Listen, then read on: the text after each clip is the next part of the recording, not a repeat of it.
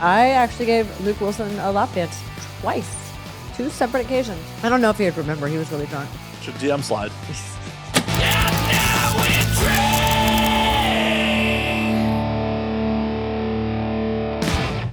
Justine, how the hell are you?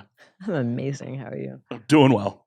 Thank you for braving LAX traffic to be here tonight. I'm from Houston. I can handle it. It's really similar. A lot of people who don't know how the hell to drive, and you just got to be on edge the whole time. Just like, oh God, is this person drunk, or they just not know what they're doing? I'm just more aggressive. I'm like, get out of my way. Like this guy, bogey on the left. I think my driving instructor used to like call it like bogeys. And yeah, it's. Is he the Air Force or something? I want to be, definitely. But, you know, it's more of a hyper vigilant type of situation. So, I mean, that's definitely what you got to do here in LA, because people are just not fucking paying attention. Yeah, I've noticed. There's a lot of walking in the streets and, you know, things like that I have to contend with. So, oh yeah, I feel very prepared from, you know, all my experience driving in Houston and Austin, where a lot of California people go to ruin the state of Texas. Yeah. It's kind of our jam these days. Drive property rates values up. Oh, I know. All my friends that live in Austin hate Californians. They're just like, I can't afford to buy a house now. My favorite, though, is when they go through the summers and they're like, it's 100 degrees. Like, why is it so hot? And it just makes me laugh because I don't know what they were expecting. California weather, obviously. It's cold here. It's cold as AF here. I absolutely hate it. You can definitely swear if you want. It's fucking way too cold. I cannot handle being in the summer and having to wear like a jacket at night, you know, because I prefer in Texas, like I don't have to wear pants most of the year. You know, even now in Texas, it's 75 degrees, like during the day. I mean, it was 80 during the day here earlier. I know, I love that. But then every night, you got to bundle back up and, you know, putting clothes on and then having like the beach, you know, having to wear a wetsuit at the beach. That's just like, why? I come from places where in Austin, you can legally be topless. So, you know, I'd much rather be topless near the water than having to wear a wetsuit because it's freezing my tits off, you know. Well, I feel like even in the summer, you got to wear a wetsuit. In the Pacific, it's just cold, period. I don't like that. In Texas, no, it's like bathwater. It's great. I don't think I've actually ever been in a body of water in Texas, now that I think about it. Really? Yeah. Yeah, like Lake Austin, Lake Travis, like those areas are beautiful and nice and warm. Yeah. No, I've been to Austin a handful of times, never once stepped in a body of water there. I would recommend it. There's a place called like Barton Springs, and like I said, you can be like topless and like laying out there. I used to go to school at Texas State University, and there is actually a river that goes through campus, and there was a hill that was named Bikini Hill, and there was a lot of car kind of accidents that happened at that intersection that swung around, but you could like float the river like through campus and see like college girls in bikinis. It's kind of wild to me that like Texas is like, yeah, we're okay with tits. We're really conservative about a bunch of other sex shit, but tits out in public, those are cool. Austin. Yeah. Austin, like I think what's his name? Ron Swanson, the guy who From Parks and Rec. Nick Offerman, he said Austin is a dream that Texas is having. It's the most liberal. I mean, that's why I love it there. It's because it's socially very liberal, and you know, I also don't have to pay state income tax like here in California. So you guys have things that suck too. You have legal marijuana, which I love, but you know, at the same time, like there's benefits to being in Texas, especially, you know, tax wise, which is super nerdy to say, but when you go pay $6 a gallon and I'm paying $2.37. I have a Tesla. Yeah. I tried to rent an electric car one time and I almost got in a fight with some other electric car driver because I had to drive, literally, it took me probably 5 hours between 2 days to find a spot. First of all, like you have to find an open one. You have to find one. I didn't have a Tesla. It was like some off-brand electric vehicle. I rented it on accident because it was the cheapest one.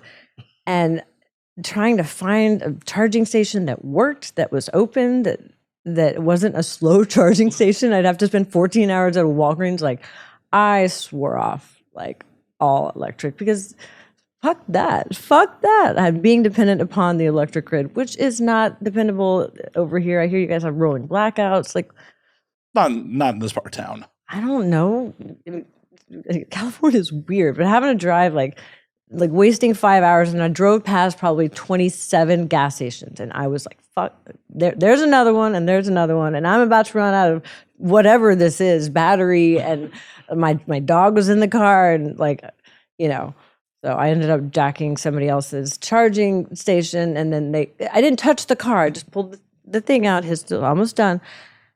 And then the guy I cried. I was like, I'm like, I have no idea. I'm like, I'm never going to do this again. This is never happening to me again. So, especially if you're from a different place. If I'm staying at a hotel, I don't have a Tesla charging station available. So, well, I'm definitely not road tripping in my Tesla. It's a great getting around town car, and I'm lucky that there's chargers in the garage. Right. Like, if I didn't have the ability to charge at home, I would not own that car. Try it in public. Once. It fucking sucks. You have to plan your whole day. I'm going to go to Whole Foods and find the charging station and make sure it's one of the 4 that like works and is actually like not occupied by somebody for 3 fucking hours while they go pick asparagus for $8 a stalk. On the plus side, here in LA, we are pretty lousy with superchargers. They are all over the fucking place. I noticed, especially when I tried to show up to one and not a Tesla. And I didn't realize that they didn't fit, like a square peg in a round hole. I thought things would fit. Like it's like the old school. Like, yeah, I noticed. Like, oh, you're an Android. Sorry, bro. Like such discrimination. You remember back in the day when like cell phones were still getting popular? It's like every model every year had a different fucking plug. It's like you couldn't even use last year's BlackBerry plug. I just remember like the Sidekick, and they were ridiculous. Yeah, I remember not having a cell phone. Now, those were the days. We were gods. No one knew where we were. No one could get a hold of us. Like, it was beautiful. People actually had to show up when you made plans. And nobody knew what you looked like. No, that was my favorite part. It's not having to like have 3 layers of filters and face app and like the lighting perfectly perfect and having to have your background where, you don't have dirty like socks on the floor behind you or it's not Instagram perfect. Like, it's way too much work to be perfect these days. I don't want to do it. So, well, and it's bullshit that you have to, portray yourself as perfect because we're all fucking human beings. We all have flaws. Like, none of us, even the most quote perfect person on fucking camera, isn't perfect in real life. I just think that it's really I already have dysmorphia enough as it is, getting older and like having real things in my life like wrinkles, and I wouldn't want to be comparing myself to a filter.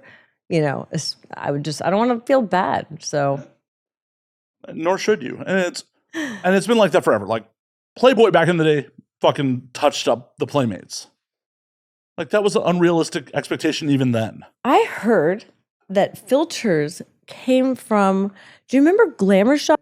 Yeah, no, I remember glamour shots. I never had them done. I think my parents would never pay for them. My dad was really cheap, but I always wanted to. They were just overly filtered, and that soft lens that really takes away any blemish or fine lines. And I really hear that filters came from, I don't really know where I heard that or if that's true at all, but that filters kind of came from that glamour shots type of look. And it really is true. And I don't need any more to be any more self-conscious about the way that my face is changing as I age, and little things like that, like fine lines and like a little double chin at one point that I had surgically like removed. But like, so I don't need any more shit to think about when I look in the fucking mirror. Like, no, be critical of myself. And nor should you. Like, it's fucked up that like women aren't allowed to like age gracefully. Or when they're like, "Oh, you look good for your age." Like, I'm gonna punch the first person that says to me. I'm actually not gonna do that because someone's gonna do that intentionally and try to sue me or some shit. Oh, I was gonna just do it to get the clickbait. Just have you coming across the table. Just no. But it's one of those things that that it is something that's men are held to a different standard. You know, it's more distinguished to have gray hair. However, you know, women that have gray hair, I mean, how often do you see actual Hollywood women that have gray hair that go all gray and don't dye? Not until you get into like Helen Mirren age. When they're like, okay, we know by now. Yeah, like you've been in Hollywood for 50 years. Like you can't lie. Right. I'm gonna try to see if I can weather this. I haven't like dyed, and I've got some gray hairs coming in, but I really don't want to. I don't really want to spend that much time in the salon with my head surrounded by a bunch of chemicals, and it's just a time suck. And it's one more thing. Also, I'm very lucky. My mom has red hair, and like her grays kind of look blonde reddish. So I'm kind of fortunate where they look pretty, but you know, other things I'm more conscious about. But it's just, you know, Martha Stewart was on the fucking cover of Sports Illustrated. Did you see that? Yeah, and it's crazy, but I'm skeptical that like that's au natural. She's fucking in her 80s, like 82. 80 fucking two. I mean, that's two times. That's hashtag goals. I mean, I'm 41. You know, in 40 years, if I can accomplish what she's accomplished, and if I can look that good, I think she said she got a spray tan. No doubt that it is filtered, but still, Just go to prison a little bit. Like get that prison workout in. I've been to prison, like to visit. I would not go back. I hated it. It was. What were you doing in prison? I was visiting a family member, a brother of mine, and I first of all I got kicked out the first time. I wasn't allowed in because I was wearing shorts, and you're not allowed to do that.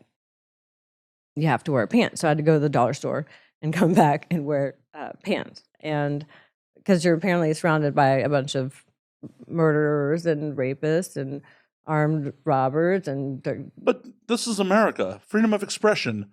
Like, they can't tell you that. Like, it's your own choice. And, you know, it's probably not advisable for you to do that, but it should be your choice if you want to do that. Nope. They said no, ma'am. And so I had to go leave, and I came back, and I'm already a socially like awkward person, and I draw a lot of attention, like because I just don't really pay attention to I mean, I've tried working on my emotional intelligence and being aware of social situations, but I just don't give a fuck what people think about me. I don't care, right? I'm not self-conscious about shit. Like if I drop stuff in the middle of and I have this dog in this crazy ass outfit, and I walk in, and people are looking at me like there's some people that makes self-conscious, you know, that makes them self-conscious.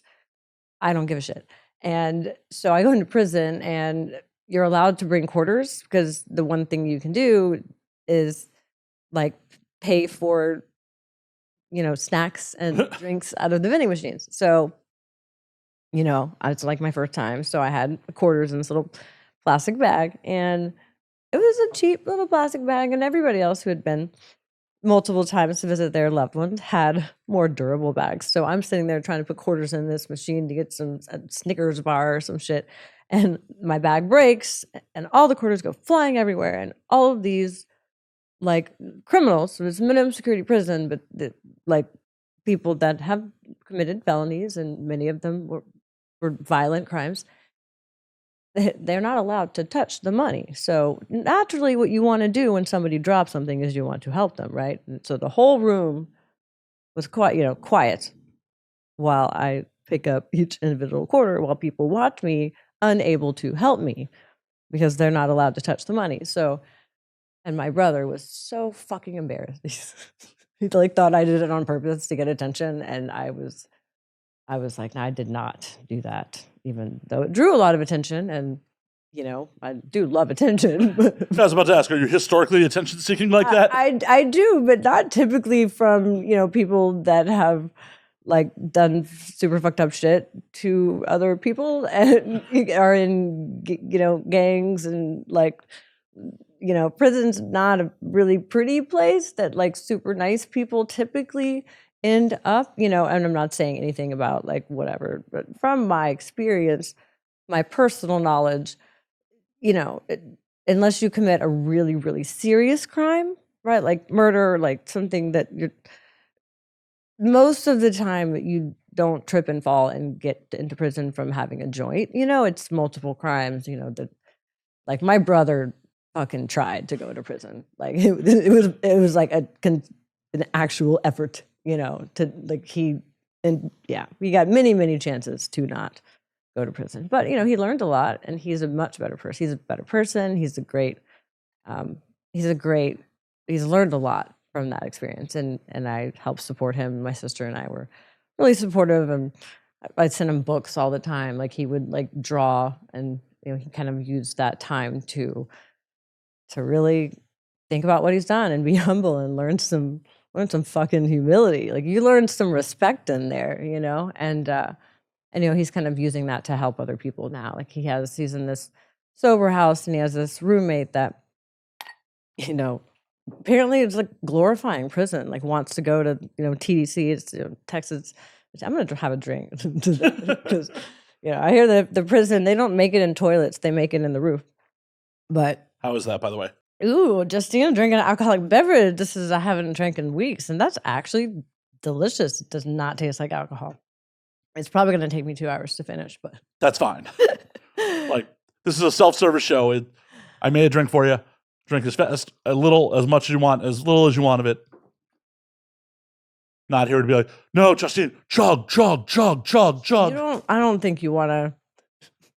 Some people like seeing that side of me, and I'm like a really like nice pot, like super, like gushy. Oh my god, you're so pretty, and like let's be friends. Like I'm just really that kind of like drunk. It's kind of my friends think it's funny. I mean, I wouldn't be opposed to it. I've had much worse, drunk people on this show. Oh yeah. I'm sure. Oh yeah. I can see the bottles, like the empty bottles. No, nothing's empty. Well, maybe the Malort bottle. Yeah, and then that one, the rye. And then, okay, well, to be fair, the Calador Blanco. There's some in there. These are all the bottom of the barrel. This backwash. No one's drinking out of the bottle. But there's just quite a few bottles. I think this is more bottle than has passed through my house in like 5 years. Well, to be fair, I asked people what they want to drink. You did. That was very gracious of you. So everyone who drinks tequila wants a different fucking tequila, it seems like. I didn't even know there was this many types. I did work at an agave bar at one point in time. That was before the stripping. So I actually tried to have a normal job. Stripping's a normal job. I worked at the mall. So that was pretty, that was You were a stripper at the mall? No, I had stripper clients that came to my little, it was like a Forever 21 type place. And they would come buy just hundreds of dollars worth of shit, and they would open the curtains and be like, what do you think of this? And they'd be wearing like a skirt and nothing else. And I'd be like, it looks, that you have, your boobs are out, right? Like the skirt looks great. You want me to get you, I have 2 different ones that I think that you'd like, but yeah, that looks great. And I just admired their confidence, and I admired their unabashed just presence and their expression of themselves, and I really wanted that because I wasn't that. So when I got accused of letting customers steal from that store, honestly, I was making more money. It was like kind of a commission based where every 3 months they would evaluate your pay, and based on like who said your name at the register, you would get like an increase or a decrease in pay. And after like a year and a half, I only got increases, right? And I went to the point where I was like so fucking annoying about it. Like I don't give a shit what people think about me. So I will be annoying if it means I'm making fucking money. So I learned how to say, oh, me llamo, so-and-so, si necesitas algo, me llamo, so I'd be like, si necesitas algo means if you need anything in Spanish. And I would like learn, because there was a lot of Spanish people coming through the mall. So I'm like, I'm getting every single one of these people. And they would, by the end of their time at the mall, they'd come to the register and they'd be like, does anybody help you? And like, I don't remember, but this girl, my government name, whatever, this girl, I remember that name. I don't remember anybody else. I think I talked to 5 people, but I heard her name probably 20 times. So I was making like $17, almost $18 an hour at the mall in like 2004 like Yeah, 2005. it's good fucking money. That's good money at the mall for like slinging like $20 clothes. So outside of the mall, like some manager said that this girl came up to her and said that I let them steal, which was like a big problem because they didn't have ink tags, they didn't have actual alarms, right? And I actually really cared. That was like one of my biggest things I was passionate about, like stopping and like trying to be aware of, right?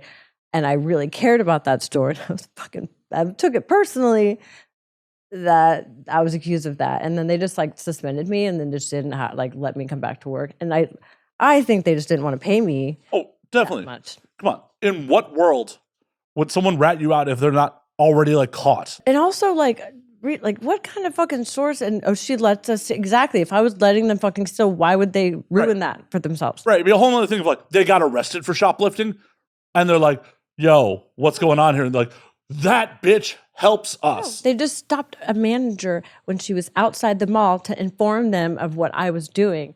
And it was such bullshit. But, and the manager didn't like me because their sales were also affected by how much they, sold. But since they were behind the register, they could not sell as much as I could. So, or they had like a fixed pay. And I think I was making more than some of them. So they did not like that. And I was very just in your face about my sales, and they try to put me in the front, and I would be yelling across. There's nothing that they could do. They could not stop me from making sales. If this was modern America, you definitely would have a good lawsuit against them. Well, I mean, so basically, I after that knew the strip club that the girls were working at. So that's when I decided to go work as a waitress there. It's always the story. The difference between a waitress and a dancer. 2 weeks. I lasted 3 months, but I did like these waitress dances where like they would give me like $100 and I would like do a dance or something. And I just really admired their confidence again, and I ended up doing that, and I was really good at the whole getting a dance from one guy. I was like not really good at getting a lot of money from one guy and sitting there the whole night, because that got a little too intimate for me, I guess. And like you had to be good at talking and bluffing, and to sit with one person for a long time. I don't have the patience for that shit. And pretending that whatever bullshit they're telling you is interesting. Yeah, exactly. Or telling them about yourself, and so making up shit for your character. Right. You can't tell them the real shit. Right. And I'm a student. Yeah. I'm a student. Of course I'm single. Well, I mean, no, I really was, but I just didn't really. It was too much. I didn't want to do that. So what I preferred doing, especially because I was really into fitness, was I liked giving dances to everybody and just making that $20. If you take 1 hour, you can probably get about 8 to 10 dances in an hour if you're dancing for everyone, and then that's $200 an hour if you're going. Plus tips. I should have been smarter about like upselling it, but honestly, like it's more just like the $20 bill was really easy to take from them, and if 25 or 30, I was really into getting those dances really quick. So what kind of club was this? A full nude, topless, like? Just topless. So okay. Yeah, the full nude thing creeped me out. So I wore I wore that little like regulation thong, but then I also wore like boy shorts on top of that because I didn't want people having access to that close of like me naked. Trying to digitally insert something. Or pulling stuff. They like to pull things, like away from your body. So yeah. I don't like hands. I got really good at like holding their hands and kind of deflecting from people that wanted to touch me and just being like, I got this, babe.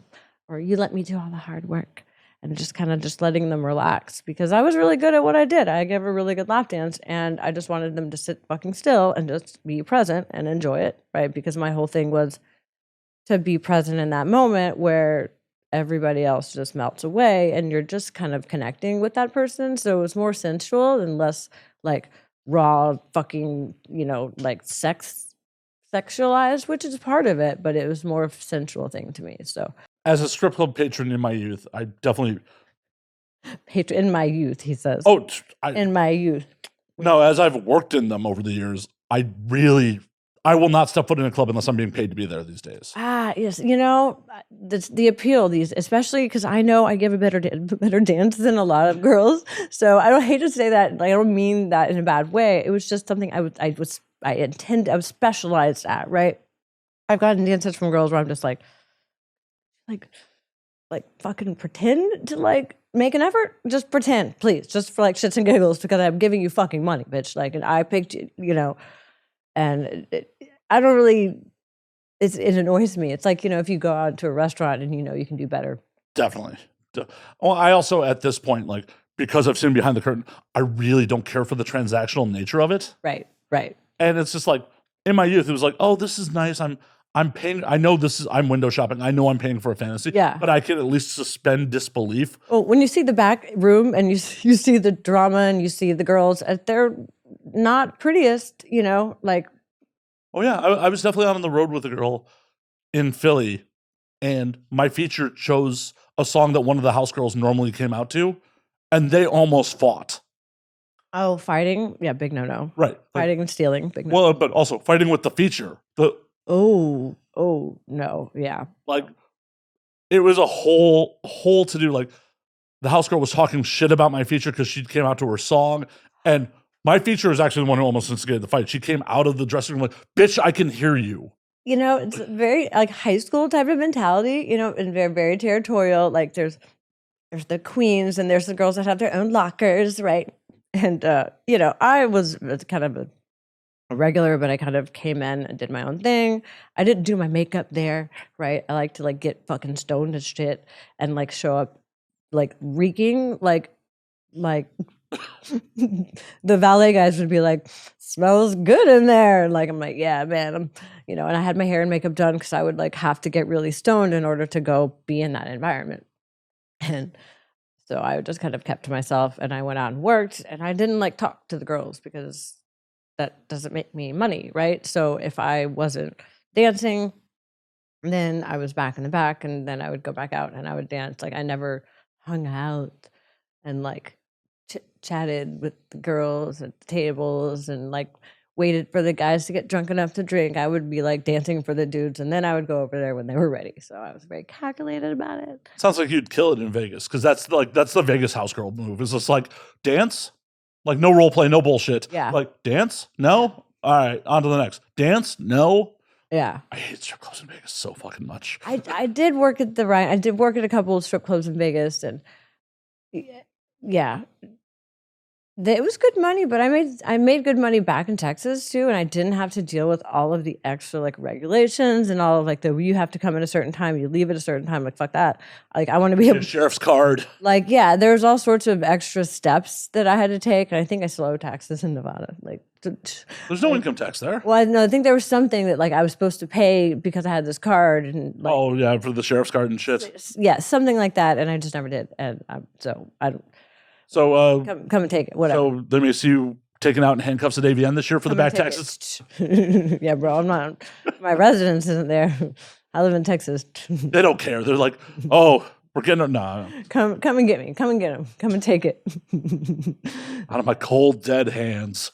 Yeah. There's we have gun shows, right? We don't have to register them. So. Well, speaking of which, that used to be wild because AVN for a number of years was at the same time as SHOT Show. Oh. So it was some weird crowds at the bar. There was this time in Austin that the bikers, there's a Rot rally where the bikers would come out. And it was like also at the same weekend, like where there was some gay pride shit, So, but surprisingly, like they were all like really would, get along quite well. So it was a pretty cool environment. Just those bikers, man, they should wear sunscreen because that's some thick skin. They got there. There's definitely some sun damage happening. Yeah, but you need that in case rocks hit you in the face. Oh my God. It's so loud. It's mainly the noise of those bikes. Like if anything over 80 decibels for that over 10 minutes is damaging your hearing, which I know, nerd, whatever. I'm a metalhead. I'm well aware. Yeah, I can hear everything. I have to wear earplugs to go to bed. I was in Miami. Like that whole fucking city is way too loud.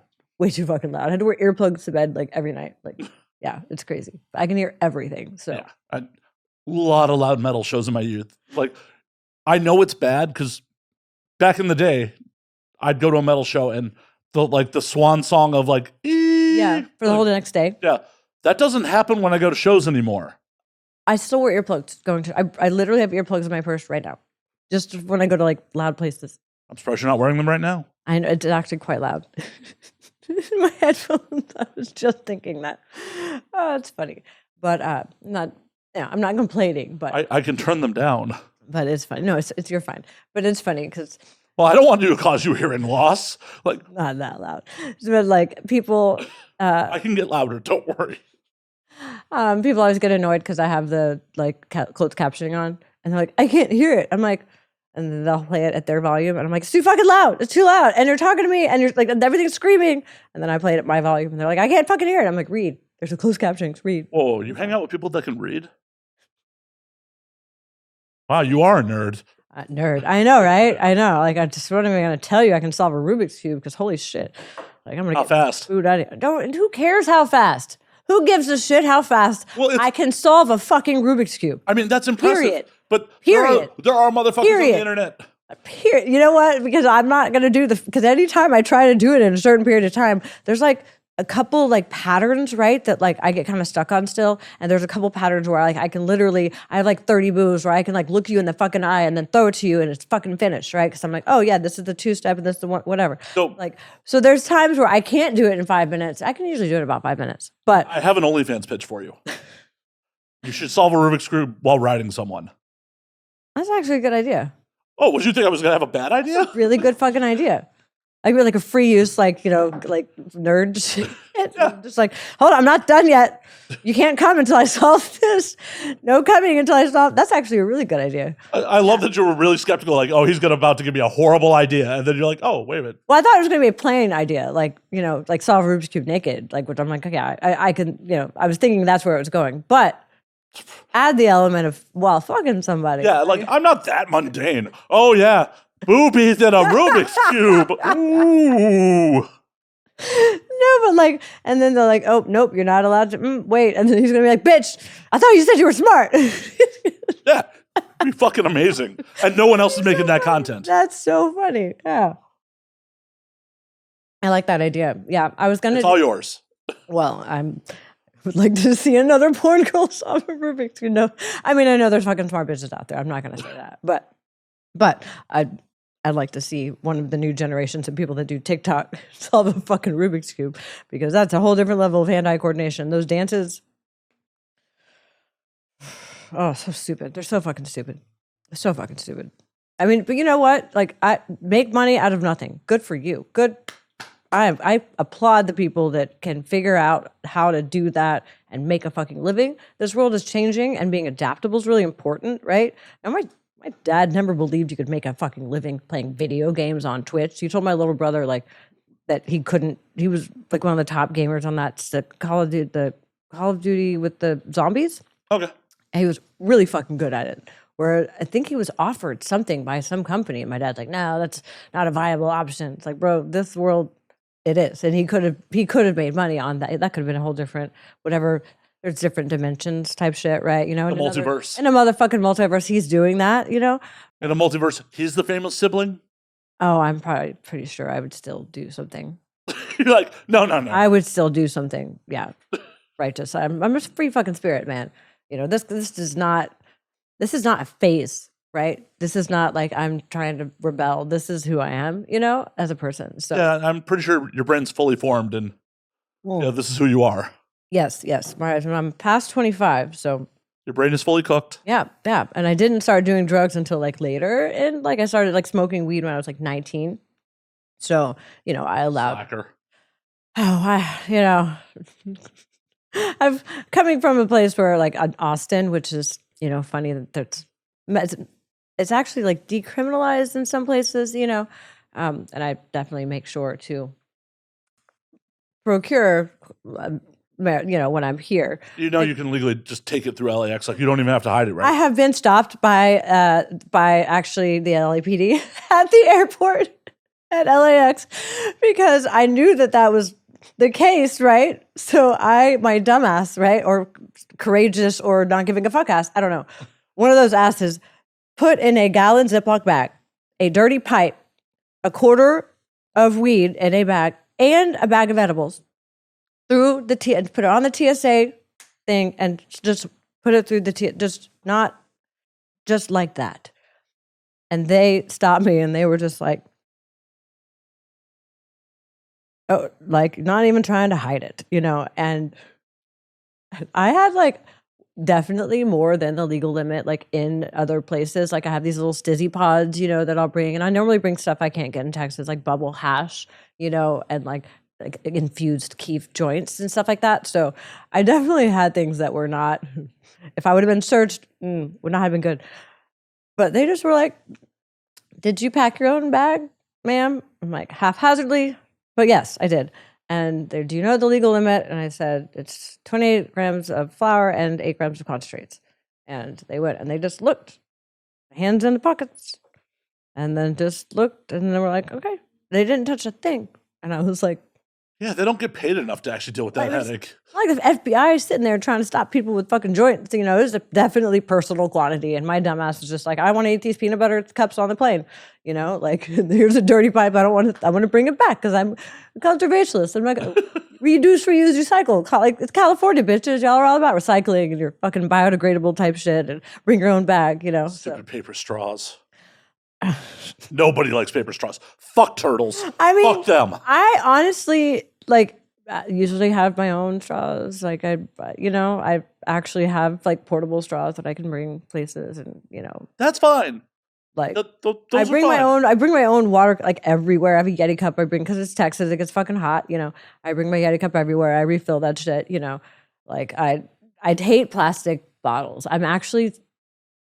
I have like a boycott against plastic bottles, like drinking water. So I never have. I have the filters, the RO filters at my house, you know, so I just refuse to carry bottles of water. They're not good for you. I mean, when we talk about the fucking turtles, like talk about no, fuck them. Fuck those turtles. Maybe fuck the turtles, but like the rest of the fucking animals in the entire world and all that plastic shit. And I used to like cut, like, you know, when you get like a Coke, like 6-pack, right? And they have like the rings, and I would cut the rings with the, and I'm the kind of person I like to turn off all the lights and make sure, you know. Honestly, I'm just jealous turtles are going to outlive us both. Will they though? Cockroaches will, for damn sure. Well, I mean, like individual turtles, they live to be over 100. I mean, in this fucking environment, though, like what humans are doing to this world, I don't know about that.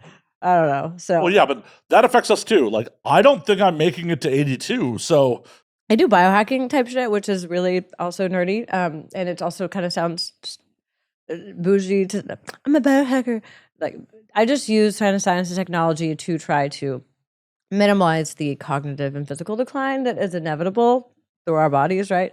And the things like just simple shit that's cheap, right? Like going outside and bare feet and spending 20 minutes of the morning before noon with your eyes exposed to natural sunlight just to adjust your circadian rhythms. And I mean, you have to be up before noon to do that.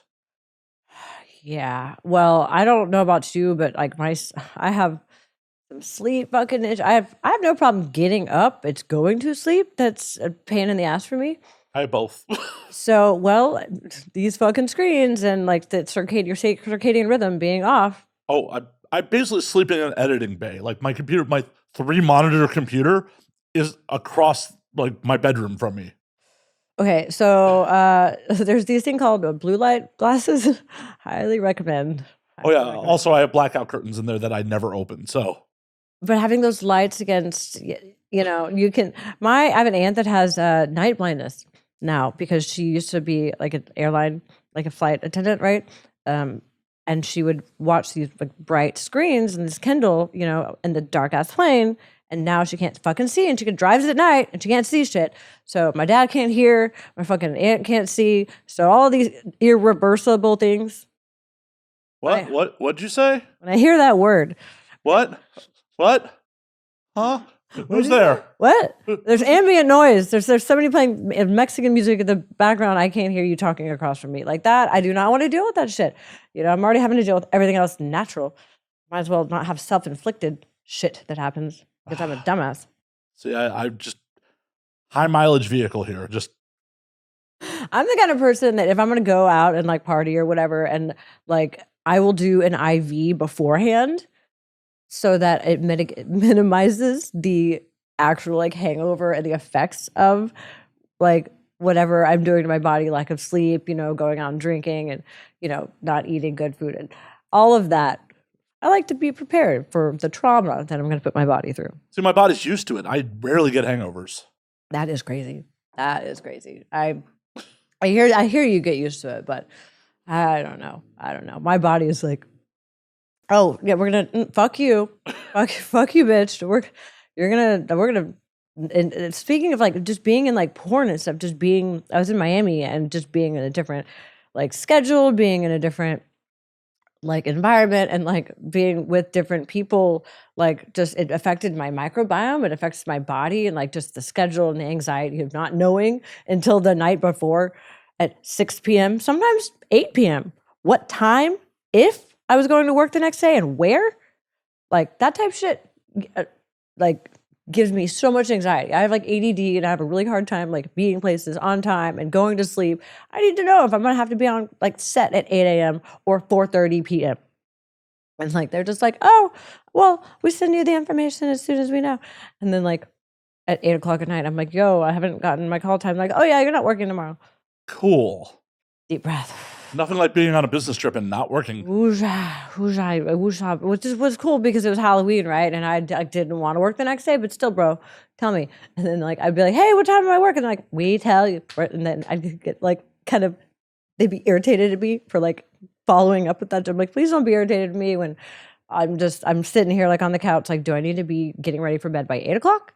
Or can I like stay up and do a few things? You know what I mean? So for me, that caused a level of anxiety. And then I think I just being with people that you're around, that like when you kiss and you swap fluids, you're intermixing your chemistry, your biology, and not everybody takes care of themselves. I'm right here. Jeez. Same way. Justine, I'm right here. Jeez. No, I'm not. But there's people that don't eat well, that don't take care of their bodies, and I mean, I'm drinking too, bro. I'm like sitting here, I'm like just fucking with you. Weed, like I have a jar of kimchi in my fucking fridge. That shit is good for you. I know. Yeah, I mean, you have to have a schedule if you have a schedule, but some people are just they're not as conscious of it. So, and instead of trying to control the rest of the world, I just limit my exposure to it, right? So I mean, that's all you can do. Yeah. The rest of the world's beyond your fucking control. Yeah, like I love fucking free sex and all that type of shit, but I at this point in my life am being just more picky about like making sure people have tests and making sure that that my safety and theirs, because it's also about my pleasure, right? And like some dude's not going to give a shit if I get off. Then why do I want to fuck them? Because like that's pointless for me. How is your offset sex life? Right now, it's not as often as I would like. Also because I just broke up with my ex, and that was a 7-year relationship that I was faithful in the whole entire time, and only was with other females. And when I wanted to be with another male to make content, I let him know ahead of time. Right. That's not cheating. No, I told him what I was going to do and when and with who, and I told him to leave. Was he initially okay with it, or? Yeah, I didn't ask for his permission, I asked for support, and he tried to be supportive, but he never really was supportive, in all honesty, of the whole thing, the whole life. And so we wanted different things in the end, and I think that just kind of came out. And I still care about him and love him and always want to be, we're always going to like be friends, because like you don't spend 7 years with somebody and not like to have something there, right? So yeah, sometimes there's a lot of trauma. I'm not talking about your situation. I'm just saying about that's for sure. I mean, there's a lot of things that like at some point you become resentful. I highly recommend doing couples therapy before you get to a point where you feel like you need it, because you need to be able to communicate things and talk to each other. And if that doesn't happen from the front end, and for whatever reason, me in particular, I was not in a good place. So the red flags of him feeling like his job was to make me happy, huge red flag, because that's not your fucking job, bro. I don't even know how to make myself happy. Well, yeah, like. So how the fuck are you supposed to? In theory, we're supposed to be awesome, like together, not complete each other. Yeah, just be the best version of yourself and be supportive. See, I kind of disagree with you on the couples therapy front, just because unless you have children or property together, like if it's going to be a big problem, you should just go your separate ways. Well, I just think if you want it to work, and honestly, I did couples therapy that helped me, period, even though the relationship didn't work out. I am a better person for it. I'm a better listener, which was really still not very good at it, but much better. Much better, which is saying a lot. And there's other things that I've learned about myself, how to hold space for somebody and not bring myself into it when I'm being talked, even when someone's talking to me about me, it's not always about me. Oh, definitely not. So to learn how to not take these things personally, especially like as I get bigger and as I get more, just you find more haters, and more people that talk shit about you. And, you just have to be really okay with yourself at the end of the day, because if you're not okay with yourself, then you're going to take these things personally and let them really get to you. And really, if people have done some fucked up shit to me, that type shit that people hurt themselves over, like the bullying, ganging up on me, and like online or okay. So HSV2, herpes, right?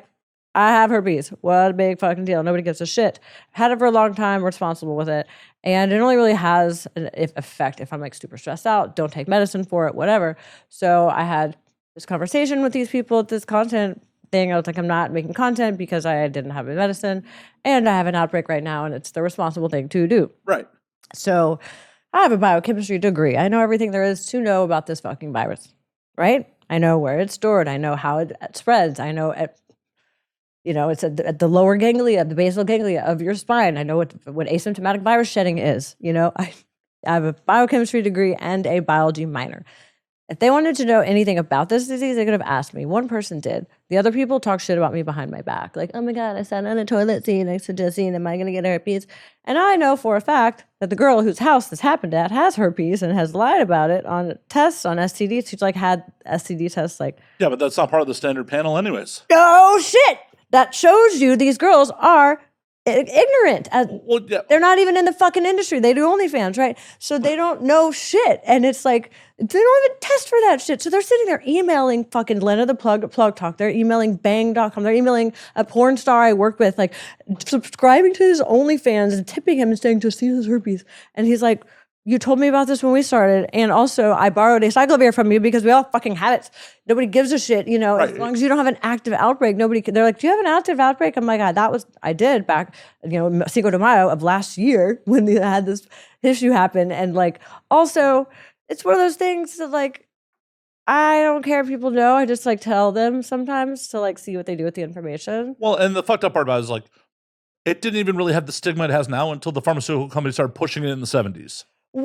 It's not deadly if you think about it. Like one of the reasons they don't test for it is because it's a waste of money. It doesn't kill you, right? Like things like, gonorrhea and chlamydia will actually attack the brainstem and kill you. Syphilis is real bad. Syphilis will melt your face and then kill you. If it's something that's just an annoyance, right? It's just a fucking minor annoyance. That's why there's no cure for it, because no drug company is going to invest the money in research and curing just a nuisance. Well, no, that's why they came up with the money for Valtrex to fucking suppress it. It's the biosuppression. Because they can fucking sell that to you forever. Yep. Thanks, pharmaceutical companies. Lysine helps also. But for me, I have a typically more virulent strain. So some people have a strain of herpes that never fucking shows up. Some people like me, if I am stressed, if I don't sleep, if I'm traveling or like just getting like even in porn, if I have my dosage whenever I'm like making scenes, just because there's a lot more trauma going on. If you're on your period type shit, there's a lot of variables. But it's just one of those things that like, so they were fucking on my Twitter and I would get messages from like Jesse Jones and like the people from Plug Talk, like, do you have an active outbreak? And I'm just like, bro, like this is shit that if you do that to somebody else, you are not in a good place. Right? Right. And like, also like I cried about like one day I was at the gym and I like cried. And then I was just like, man, like that fucking sucks. Cause I thought they were my friends. I went to like visit them. I was in their circle and then they did this to me. I'm like, what kind of community is that? But that's the type of things that people kill themselves over. No shit. Like this is how people feel. And I'm not like saying this lightly. That's how why people feel so isolating in a fucking industry and to be ganged up on and kicked out of and banished from your fucking network because of some shit like that. And some other stupid shit that went down that nobody asked me my side of it. Well, on top of it, it's not like you chose to do this. I was sexually assaulted and I had herpes from a sexual assault that some dude stuck his dick in me without consent, without a condom. And I literally, nobody fucking asked that. You know what I mean? Like, that's fucking horrible. Right. I mean, I'm over it because it fucking happened. And like, I was, you know, it happened. Right. So there's nothing, and he didn't mean that. Right. But like, we'd been fucking, he had condoms and he couldn't keep whatever. And like, I just thought it was pimples, and I didn't. And I told him to stop after he did it, but it was just like I told you like 17 times I didn't want to have sex without a condom, and you did it anyways. So, and that was fucking, you know, the first 20, I was 24, 25, you know what I mean? That happened. So like I've dealt with it, but like to do something like that to somebody that like, it's not a cool thing to do. You're not coming from a good place. Coming from a place of resentment, of fear, and of insecurity. So it's kind of like means that I got something that, you know, is threatening people enough to try to sabotage me. Well, and you know, it's I'm definitely not defending their actions. I mean, it also could be coming from a misguided place of like they think they're protecting the community. No, they're not. No. Okay. No, it was not about that because one of the girls has herpes and she got mad because I called her out in front of people. They're like, "Oh, you have herpes?" I'm like, "Yeah, so does so and so." Well, and that's one of the things. Like they got mad about it, and like there's been people know, and also like she's been caught like trying to send like to have her brother Photoshop like because when they make content they still test for it because they don't know, and the gold standard panel is not included, right? Right. So they're just uneducated. So it's one of those things that like that happened to me, and I've kind of segued out of that little crabs in a bucket type of scarcity mindset, and like where you have to tear somebody else down in order to build yourself up. And I'm just trying to stay in my own lane and just do my thing. And I broke up with my ex, and I'm actually like being able to explore sexually, like and do things like porn and have fun, and I'm good at it, and I'm having fun with it, and I'm meeting really cool people. And I'm getting to make these decisions my own, and I'm, you know, it's sad to not have those connections I thought were my friends and to have that like daily where I'm interacting with people. So I'm having to build up other networks. But you will, and honestly, cut the grass. Right, and it's honestly good that the trash saw itself out early. Yeah. Could you imagine being friends with these people 5-10 years? I'm trying to help them and give them things. Like one of the girls actually signed up under me. I made $50,000 off of her on OnlyFans because I taught her. Like I gave her. I have a sales background, so I taught her a lot. When I got her out from underneath some other dude, you know, said you don't need to have him take 30% of your money or whatever. And it's funny because she's like, nobody helped me when I started OnlyFans. And I'm like, oh, really? Because I have $50,000, you know, that proves that, you know, that you did get help. But, you know, it's fine because I know my worth, I know my value, and I know what I had to the world, and I know that I have something special. And if other people feel the need to do that to me, you know, that's on them. 100%. That's not on me. So, and it also shows me like, man, like I must be special. Like you guys like fucking feel the need to tear me down and like literally email Plug Talk so I don't get on this because they knew I was going on the show and they didn't want me to, I guess. So they're like trying to email to try to like talk shit about me so I don't get like cast or whatever. And it's like, man, Adam was so fucking cool. Whenever he like introduced me to the podcast, he was like, and we got an old friend, Justine. You know, she was back and went to No Jumper, and then she was funny and she was sexy, and you know, she wanted to reach out to do Plug Talk, and we said okay. I'm like, I felt so made me feel good, you know, like that made me feel like, you know, there are people out there that do see and recognize that, you know, the good that I'm trying to, you know, bring, that I try to make people feel comfortable. I want to be a part of things, and I want to be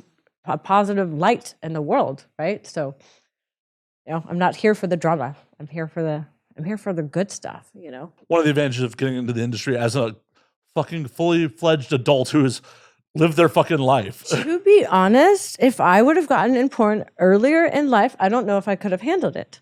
Like, fucking for real, I think I would have gotten fucking swept the fuck away. I would have been swept out to sea. Oh yeah, I would have gotten carried away in all of it, and I don't think could have handled. I was just not emotionally mature enough at the time.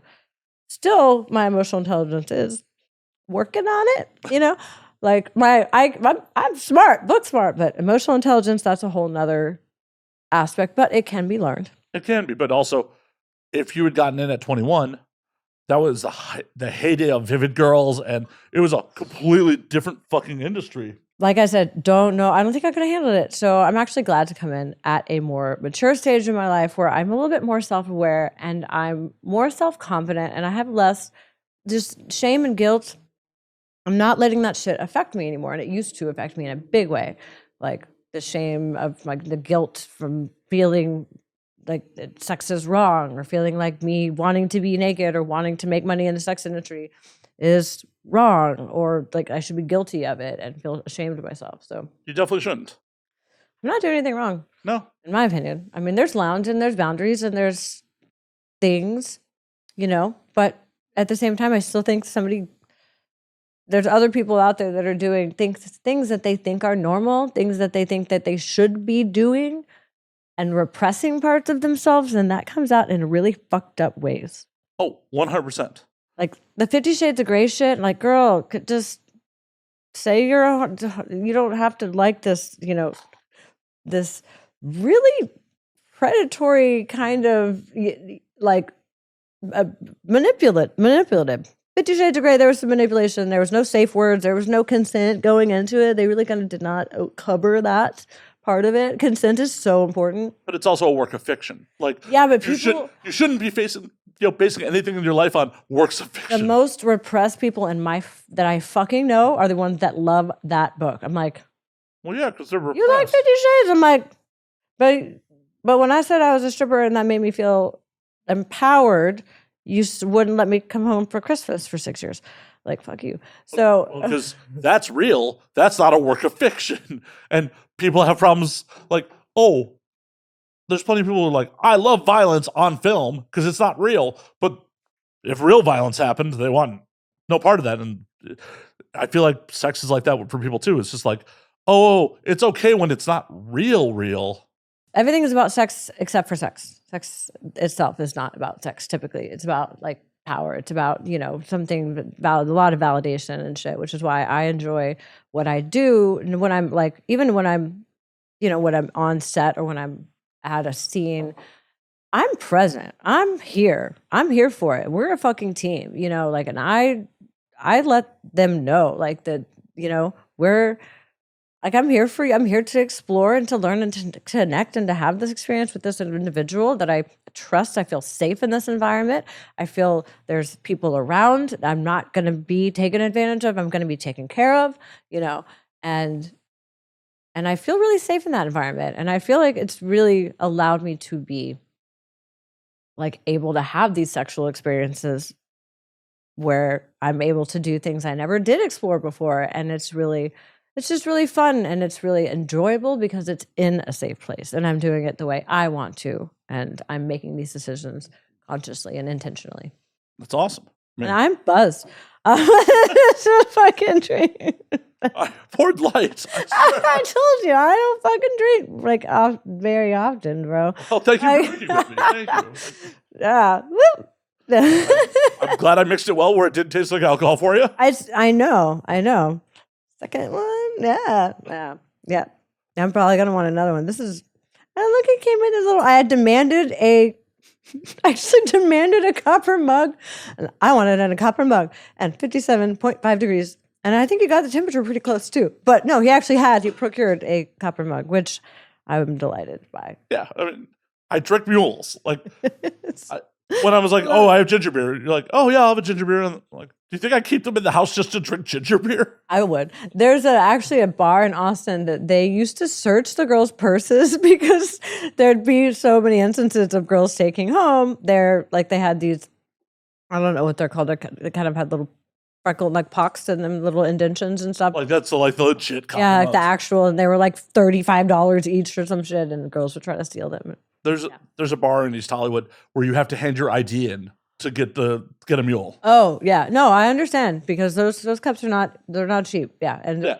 so cute to just put it in my purse and take it out. Yeah, I would never do that. I'm gonna watch you. Where's your purse? No. You know Jordan Peele? He has the food, like the fast food club or some shit where he'll go and he'll find people that like ask for the breadboard at Olive Garden or something like $8, and he'll go just like, is it real? Is it real? Get closer. Let's talk about this. I went to Olive Garden. It's so funny. He'll try to like do things like get the skillet at like Chili's? Is it Chili's? Yeah, that Chili's. has a little skillet? Can I have the skillet, please? Yeah, I don't know. It cracks me up. So I don't know where that came Just from. roll into a kitchen. Yeah, I'd be like, yo, bro, can I pay for one of these? You know, I would do that. Yeah, I would totally do that. I mean, some places do sell them. You never know. You never know what's gonna happen. What's the worst they could say? No. So I'm the kind of person I don't mind being told no. That one came from a bar where my friend was quitting like the next day. She's like, just keep it. Oh, the truth comes out. I mean, I wasn't lying about it. So a 5-finger discount. So you don't mind passing it along, pay it forward. I do. I really do, actually. That bar doesn't exist anymore. I don't think I could fit one more thing in my luggage already. I'd already have enough shit. You're like, I gotta keep space for weed. No lie, actually. Yeah, but the dog food I spend is gonna weigh itself out. I'm good because I get up to 70 pounds, so that's good. Yeah, status. I know. I fly a lot, so that's what I'm not gonna drive. I fly, so and nonstop. You have to go nonstop, especially from Texas. You're kind of in the middle of everywhere, which is nice. See, I was such a crazy person about getting my status on my miles. I would take layovers just to get more miles. I got the credit card. I got the credit card for my business. So literally, I'm like, oh, so are we talking about business? Are we talking about OnlyFans right now at dinner? Yeah. So talk about OnlyFans. Let's talk about. So it's gonna be Christmas. So we're gonna make some Christmas pay-per-views. We're gonna holly jolly. Yeah. Okay, I'm gonna write this one off. You know what I mean? Like, am I going to a place where I'm getting my hair done for OnlyFans? We're gonna write that gas off. So. Oh, I did the same shit. Yeah. My accountants, they're like, okay, so what's that? Okay, what's that? Well, it's all beauty and services and whatever I can. And I write off this. This is No way. this is catering. Oh, Catering for well, production. no, but also like it's It's a prop. actually something that you use for your production. Yeah, it legitimately is a prop for the show. Yeah, wonder what I can get up. Why do you think the show's called The Now We Drink? I'm just supporting my own drinking habits. That's great. I support my own plastic surgery habits, my own Botox habits. So you just start a YouTube channel about your Botox journey, and it's all production. Nice. Even I already write it all off though. It's already written off. Well, okay. Well, you already got it covered. But I do want to start a YouTube channel. I'm just trying to figure out on what to do that, and have people that edit it and stuff. Because I like to make content, but then I don't want to do anything after that. I don't want to have to put it anywhere, put it together, or have to upload stuff and put it. That's all a whole hassle to me. Oh, believe me, I'm painfully aware. Oh yeah, editing is everybody's favorite task. Yeah. Not only do I edit for other people, I put out a weekly show. Well, it sounds like you did it to yourself, right? Yeah, it doesn't mean like you taking on clients saying, "Yo, I can edit for you." It sounds like he's complaining, but you kind of like it. No. It's like me doing porn and saying like, "Oh my god, I just get fucked way too much. Oh my god, these guys' dicks are so big." No. It's not. It's not like that. Believe me, if this show made enough money where I could pay all my bills on just doing this, I would never touch another person's content in my life. Well, Clients, it's true. Well, maybe if you show some titties on here, maybe you get some more. I mean, tits have been shown on here before. Have they shown? Have they seen tits? Can they see? Yeah, I mean, see, yep. But my tits are nice though. They are very nice. My tits are nice though. Does this go on a Patreon? It does actually. Oh, so they can see it. Yep. But not if they don't have Patreon. Yep. Oh. It will be censored for YouTube. Two things. Oh. So bad that they're censored. They're so great though. No, I don't. Everybody loves them. They're amazing. Like I'm a showstopper at bars. I'm like, oh my god, you guys are getting boobs. Like, look at mine. You want to see a good example of how they're done? See, I could pull mine out and they could stay in for YouTube though. That's such fucking discrimination. That's such bullshit. It is. I disagree. And I actually, in Austin, you're legally allowed to be topless. And I had a girl one time that was like, prove it. I need a picture with a cop and no handcuffs. And I said, consider it done. And it took me a minute, but I found the right opportunity. And I was literally, I had the guy with me that I told him at the beginning of the night, I said, there's going to be a time where I'm going to see an opportunity to see a police officer, and I want you to be ready to take a picture. And true enough, I saw one off like 6th Street. It was like on like one of those where they cordon off like the area. And he was like by himself. And this picture is so fucking epic because this dude, he's got he's got this face, right? And I'm like, so officer, so I hear that it's legally allowed to be topless in Austin. And he's like, as long as you have your genitalia and anus covered, it's legally within the parameters of the law or some shit. And I'm like, so I can do this? Pose for picture. And he's like, as long as your genitalia and your anus are covered, it's within the confines of the legal state statutes. Just said whatever shit, but just his face. It's so fucking funny. So that picture, yes, has been circulated. So I think the next one you should go for is being on the back of one of the horses topless. Ooh, then you get real close to assaulting a police officer. You get his permission to get on his horse. I don't know if I'd get permission for that, but I will try. You should try. I should try, like, officer. So what's it going to take? Well, you take your tits out first. Well, I mean, obviously the tits are out. So hoping that they make some decision. And then as long as we blur out exactly what county the horse is. You got to blur out the horse's face too. Is sheriff at? Is deputized? Excuse me, officer. Come on, that would be an epic Do you picture. mind if I ride you topless? Yes, please. Okay. That would be an epic picture. Well, Epic. All right, consider it done. As I'm drinking. So we'll see. We'll go find. I'll do some work. I'll take some convincing. Yeah, I'll try it. Does any police officers want to throw in? Is that like illegal? Am I gonna be? Yeah, I mean, if the cop lets you on the horse, I know a girl who actually had like a cousin that was a cop and like let her do an OnlyFans scene. Like it was like inside of a garage, right? And they covered up the like sheriff's actual county and stuff and all of the identifying markers. But she did a OnlyFans show as back in the cop car with a real cop car, which that's risking someone's career right there. Holy shit! No, I mean he gave his own consent. Oh, no. I mean, he's the one risking his career. Yeah. Yeah. Well, I mean, how are they going to find out? People get pissed off at other people and be like, oh, I got the uncensored footage, motherfucker. I think they didn't blur it. They actually taped it up. They actually covered it hard. Right, but so it was. Still, if someone will fire you on an anonymous tip to a manager about fake shoplifting, I'm pretty sure the sheriff's department's going to investigate. Like, hey, I shot this scene in the back of one of your squad cars. That's a good thing. It's just like some nobody that nobody really fucking likes. You know what I mean? It's like one of those not porn girls, so they're not really gonna make a big media scene of it. But I think if I did it, I would. Is there any volunteers? Do I have any volunteers, officer? Will you risk your career for me? I promise it'll be worth it.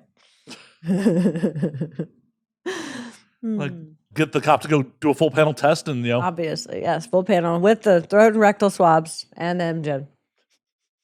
just get it all done. Let me see that QR code. I love that. Then just take him from his horse to the bedroom.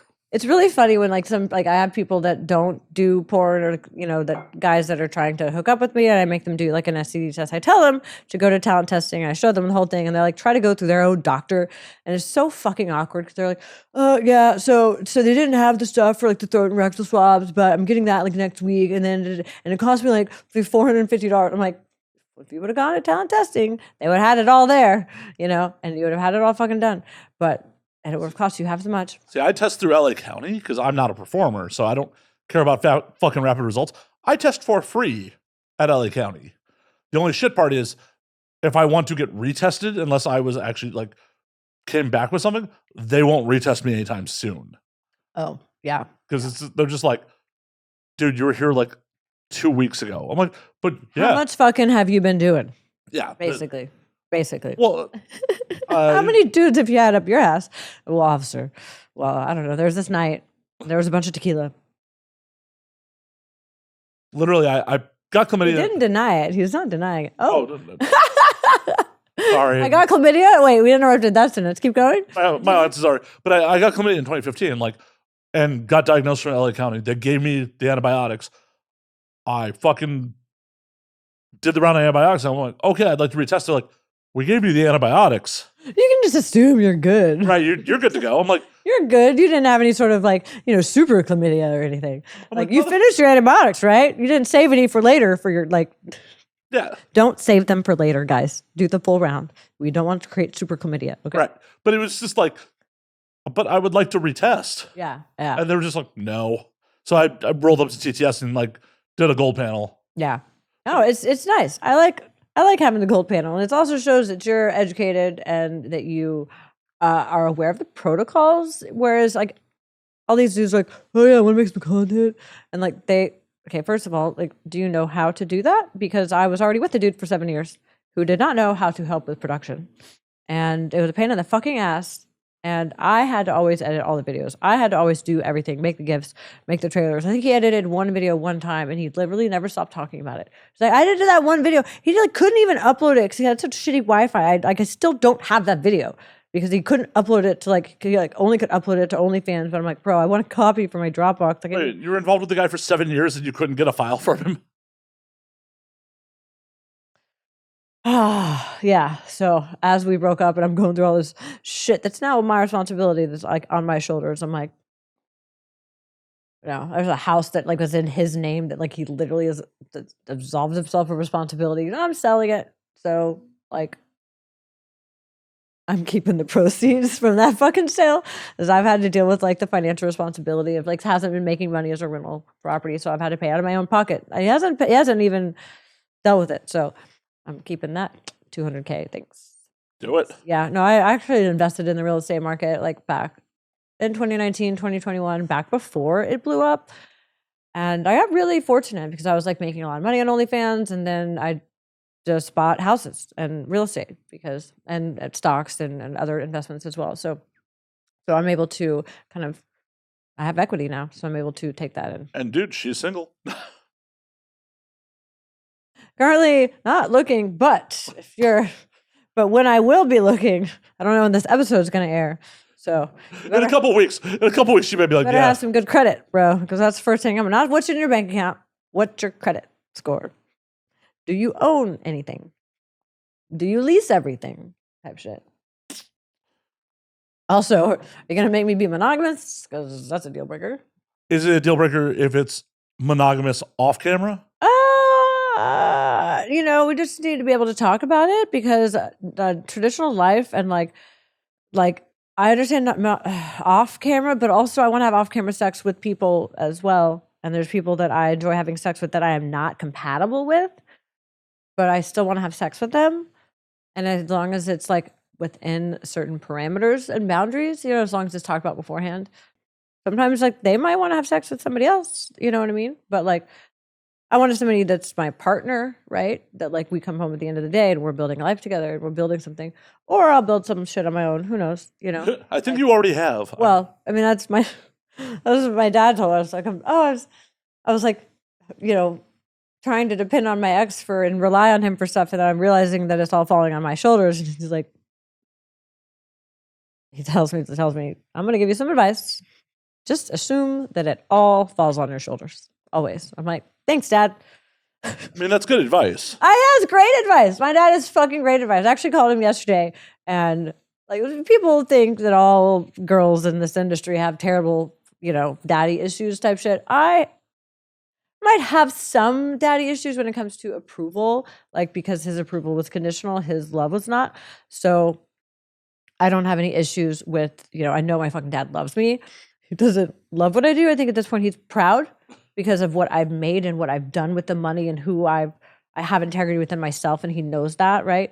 And I think he knows that I'm a smart person and that I'm doing this in an intelligent and safe way. He doesn't love, and we don't talk about it, but he's like, I don't know what your financial situation is. I'm like, so I've got this house, I'm trying to sell this, so what should I do? Da, da, da. And he's got great fucking advice, man. And every time I'm at this fork in the road, you know, I don't have this ex-boyfriend who was giving me like his opinion on what he wanted to do, but never like his, like, what should we should do for our retirement and what's smart to do. None of that. That was all on me. Does he just lack follow through, or? I think he was just so in his head. He was so like terrified of like just living in the present fucking moment, you know? And he didn't know him. He lost a sense of himself and his own self identity when he left his job to come help me. And he just never really knew when he was doing a good job, because it's really not always a direct correlation. When you're building something or if you're in construction, you know, like he was like a lineman, like he built things. So when he was done building something, he could see that it was finished. And that made you feel good. Right. He measured twice, cut once. It's less tangible in an industry where you might do something now that might pay off 6 months from now, or it might not. Well, and it's an industry where it's subjective. Yes, it's very subjective, and it's not always a direct correlation that you can see, a linear correlation. Like sometimes it's over the course of time, you were consistent, and then you start doing well. You're like, what did I do yesterday or last month? No, it's like what you've been doing the past 6 months. Or 5 years, even. Or something that's completely out of your control. Like you could do a scene with some newbie male talent today, and it's a good scene and all, but because this dude has no reputation, no one knows who he is, it does okay numbers on OnlyFans. 5 years down the road, he's a fucking star, and people come back to that scene and like, oh shit, that was a super hot scene, and you out of your control, and you get a bunch of money from it. Right. So really that was hard for him, and it was hard for him to have a sense of identity when he did not feel good about what he was doing, and his job was to make me happy, right? That's what he thought his job was. And when I wasn't happy, he was, well, why are you upset with me? Sometimes I just I'm upset, just period. Sometimes I'm pissed off at myself because I can't be on time anymore. You know what I mean? Like there's reasons not have anything to do with you. So that was part of it. But really, you know, it's the self-confidence thing. Just be secure in yourself, like, you know. And so we separated, and now I'm able to make decisions based on what I want and based on wherever the wind blows me. And I'm a pretty fucking free spirit. Like I'll try new things and go different places, and you know. Hell, you almost showed up to the show in Miami. I did. Like, where are you located in Miami? Oh, on the date. Oh my God. Yeah. I mean, with this industry, I don't know, man. Like they send me these call times, and they're like, yo, and you're going to be in LA this day. And then like, they're going to be in Vegas this day. I'm like, how am I going to get to Vegas? I'm going to be in LA. Like what? They're like, oh yeah, the shoot's in Vegas. Bro, it didn't even have a date on this email. Like, like you guys are killing me. Like, you're going to cause me to have a gray hair type, like more gray hair. I don't know. Like, but I was just laughing about it. I'm like, no, I'm quite in LA. I didn't, and now I ask from now on when I talk to people, I'm like, where are you guys located physically? If I have to show up somewhere, is it going to be in the 500-mile radius? But you're here now. That's made it happen. Right. I made it. I'm here. You got off a plane and directly came here. I'm impressed about that. I do that. Actually, I do that. Well, fine. I'm less impressed then. If I do what I say I'm going to do, you know what I mean? That's important to me. So. Oh yeah. The last minute text when you were like, "Oh, I'm running late." Like when your name popped up, I'm like, "Oh shit, is she canceling?" Like. No, I was just like, I don't know if I'll be there exactly by 7, and if I do, I'm not going to put makeup on, because I was not going to put makeup on in that car driving, which I was really like, in Houston I would, because like the roads are like straighter, right? Out here, no. And there's less turns in it. I'm like, okay, I'm going like 70 miles an hour for the next like 20 miles, whereas here it's, and then people are turning left, people are turning right, and there's homeless people trying to dot, So I was like, I'm going to wait until I get there and put makeup on. But no, I don't like to cancel. That's when he's been in the industry for a while. Like I always just kind of expect it. Right. I was a stripper for a long time. So wrangling those girls to do anything is good luck. Oh, I know. I know. But in this industry, and what I'm doing with OnlyFans, it's really difficult if you don't have consistency. If you're not a fucking adult sometimes in your life, then it's not really, you're not really going to either be successful or going to be able to maintain that success. I wholeheartedly agree, but I have to plan my schedule around that people are not going to necessarily be adults, and not necessarily be professional. Yeah. That's why I keep multiple episodes in the can. It's like Smart. Well, because you know your demographic that you're working with. yeah. So you have to measure twice, cut once. So It's something I've done since the show launched in 2016. There's always been 3 to 5 episodes in the can. Always. yeah. Like, I start to like get nervous and panicky when I don't have 3. Like if I'm down to like, oh shit, I only have next week's episode. Yeah.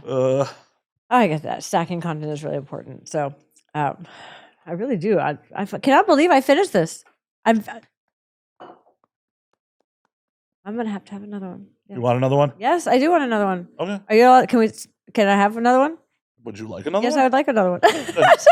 You're an adult. Yes, you may have another one. Can you make it for me? I guess. I don't know how to do it. Yeah. Can I show my tits? Yeah. Can I please?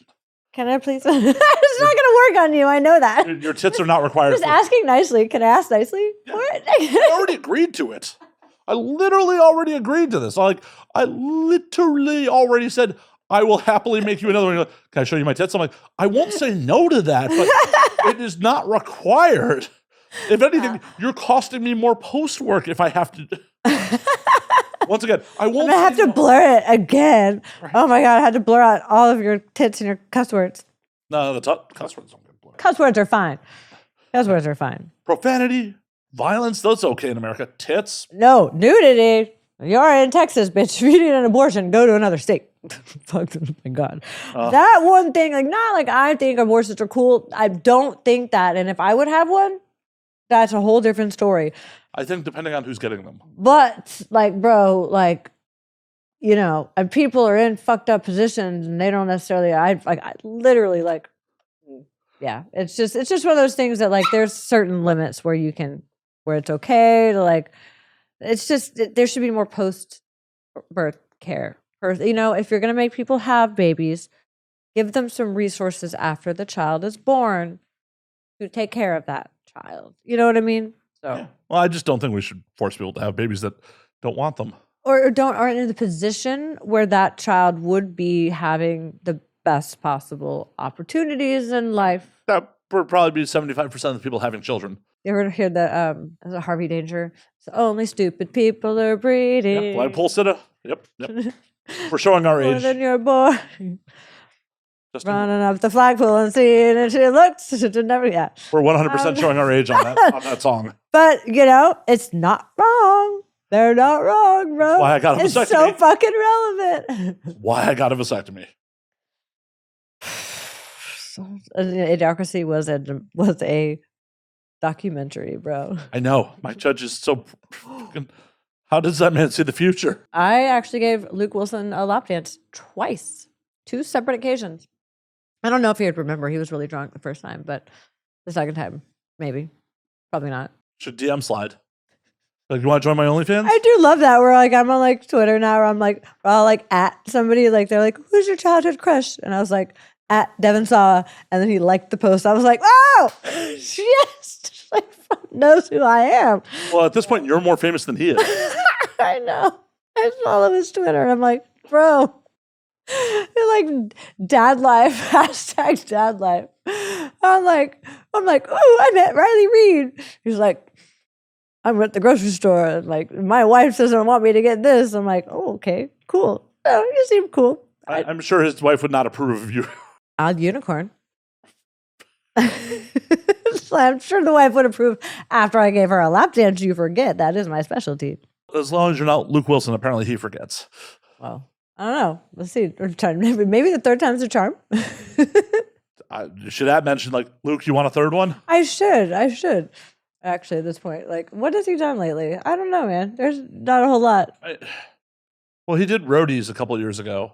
I don't know. Matthew McConaughey is in Austin. So, I actually know a girl that didn't meet him, but she was running on the same trail as he was running. Apparently, a motherfucker's fast because she was like going top speed, trying to like keep up with them. And then she just fell off. She couldn't apparently it's a really. Yeah, he could pay for really good personal trainers. I'm sure he is in great shape. Yeah, apparently I heard his wedding was off the fucking hook. Like where he had like the best restaurants in Austin, and they had like these 24-hour. You could go to any tent and like go get like Lambert's barbecue and go get fucking like I don't remember some of the other restaurants that were there, but like I love food, so Hold that thought. I got to make you a drink.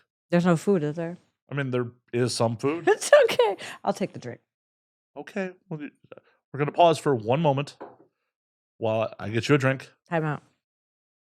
This time. And we're actually back. And we're back. I saw there's a meme on Instagram that was like for all you like motherfuckers who don't want kids, you'll sure be all hitting it raw. Like loving their cream pies, but then like, ooh, babies, no. Don't want to be a daddy. Oh, I'm a piece of shit. Like, I've cream pied a lot of people in my life before the vasectomy. Just rolling the dice. I joked about this. I'm like, I probably should have gotten a fertility test before the vasectomy because I've never had a scare. There's a very certain small window of time that women can be pregnant, but also, like, it is funny how people just, and they never ask. They're like, can I a cream pie? And they're like, are you on anything? Are you, like they never ask. They never really give a shit that much. When their balls are that full, they don't really care. Generally, the question is, can I come in you? Like, yeah, but they don't really go any further than that. So the assumption is you don't want to be tied to me for the rest of your life. You're hoping. Oh, no. You're hoping that they're smart enough to, now that there's all kind of like, there's kind of apps out there. Like I have the Aura Ring, which will like, if I'm actually going to get lectured probably tonight, it's going to be like something kept your heart rate up last night.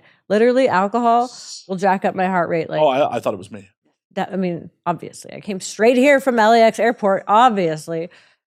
The Matt Slayer, you gave me your phone number. So you did DM slide me first. I did. I DM slide a lot. Like, yo. Oh, wow. Way to make me feel special. But not everybody responds. So. Oh, cool. So you are special. I'm special to you because I actually respond. I don't DM slide that many random ass people. No. I don't think I'm random. Not random. That's what I'm saying. I don't like DM slide random people. It's like definitely for like an intention, like can we collab together? Is it mutually beneficial for both of us to like interact and create some sort of content in some form that we're bringing out to the universe, and maybe somebody thinks it's interesting. Who fucking knows? I don't know. I guarantee at least 2 people will think this is interesting. Maybe 3. My mom will definitely. My mom's amazing. She's great. Like my parents are divorced, but my mom just, how the unconditional like love, but the not conditional support, like the not conditional approval came from my dad. My mom, unconditional support, unconditional love, and just the bluest, bright eyes you'll ever fucking see. And she's great. Whenever she found out that I was doing Snapchat Premium, which I was not showing my face, right? For the first 3 years of online sex work, I didn't show my face. I was a faceless creator because, my ex didn't really want me to do it, period. I do want to circle back to that real quick. Like, what was the discussion when you decided that you were going to get into online sex work while you're with this dude? So I had just started to be with him, and I was working for my dad, and I wasn't being paid very much. Like I'm talking $12.50 an hour for like I was fucking 30 something years old, like living in Houston in 2016. So that's a poverty wage. I know, right? And I couldn't live with him because we didn't vibe, right? Like, so I was like staying at this gay dude's house that smelled like prison, smelled like BO and like piss a little bit, and he blamed his old roommate, but it came from his room and it didn't go away when I moved in, and it didn't have like Wi-Fi, and oh my God, You didn't bring enough quarters. I was living my God, that fucking place. Yeah. I told my brother, like, don't ever fucking go back to prison because I'm not visiting you. I'm not doing it. I'm not driving all the way to Bull Verde fucking so I can go visit this. They search your car and shit. I had to I couldn't bring weed. I had to, like they would search your car to make sure I don't know what your car doesn't have fucking drugs in it. I don't know. It's different minimum and maximum. And then you have to go through this whole thing where you're like, they treat you like you're a criminal. And I'm like, I feel like I was going to get in trouble. I felt like the whole time I felt like I was going to get in trouble. And he's like, no, if anything, I'll get in trouble. And then I felt guilty. So I was like, I don't want him to get in trouble for me being a dumbass and just like they like raise your hand when you're supposed to go to the vending machines, and sometimes you just get up and go to the vending machines and like, ma'am, ma'am, ma'am. I'm like, oh my God. And then, you know, my brother's pale as shit because like there's no vitamin D. They get like, you know what I mean? In that place, they like go out to wreck before sunrise and come out. And that's just some of the stories I've heard. I totally derailed you on talking about your relationship. Yeah. Sorry. So it had me on how much vodka is this? I didn't measure it. Light, he says. Light, he says. Do you see this? Do you see this table? What relative subjectively? Subjectively, yeah. Like half the glass is not vodka. It's a big fucking glass. Right. If I was pouring for myself, half that glass would be vodka. So we were talking about what? So we were talking about like how you broke it to the dude you were with, like that you were like, I'm getting. Okay, yeah. So back in 2016, we just kind of started dating, and he lives in a different place, and I was like trying to live like at this cheap as fuck gay dude's house. Which how'd you two meet? I was online. I was on like Craigslist and shit, and it was. You met a dude, the gay dude, or oh no, that I actually was selling insurance, door to door. Like kind of like Aflac, it was kind of like cancer insurance, which I loved. Talking about cancer all day, hated that part. Like I like talking to people, and I was good at this internship in college where I sold like books, you know, like educational books. Like, you know why flamingos are pink?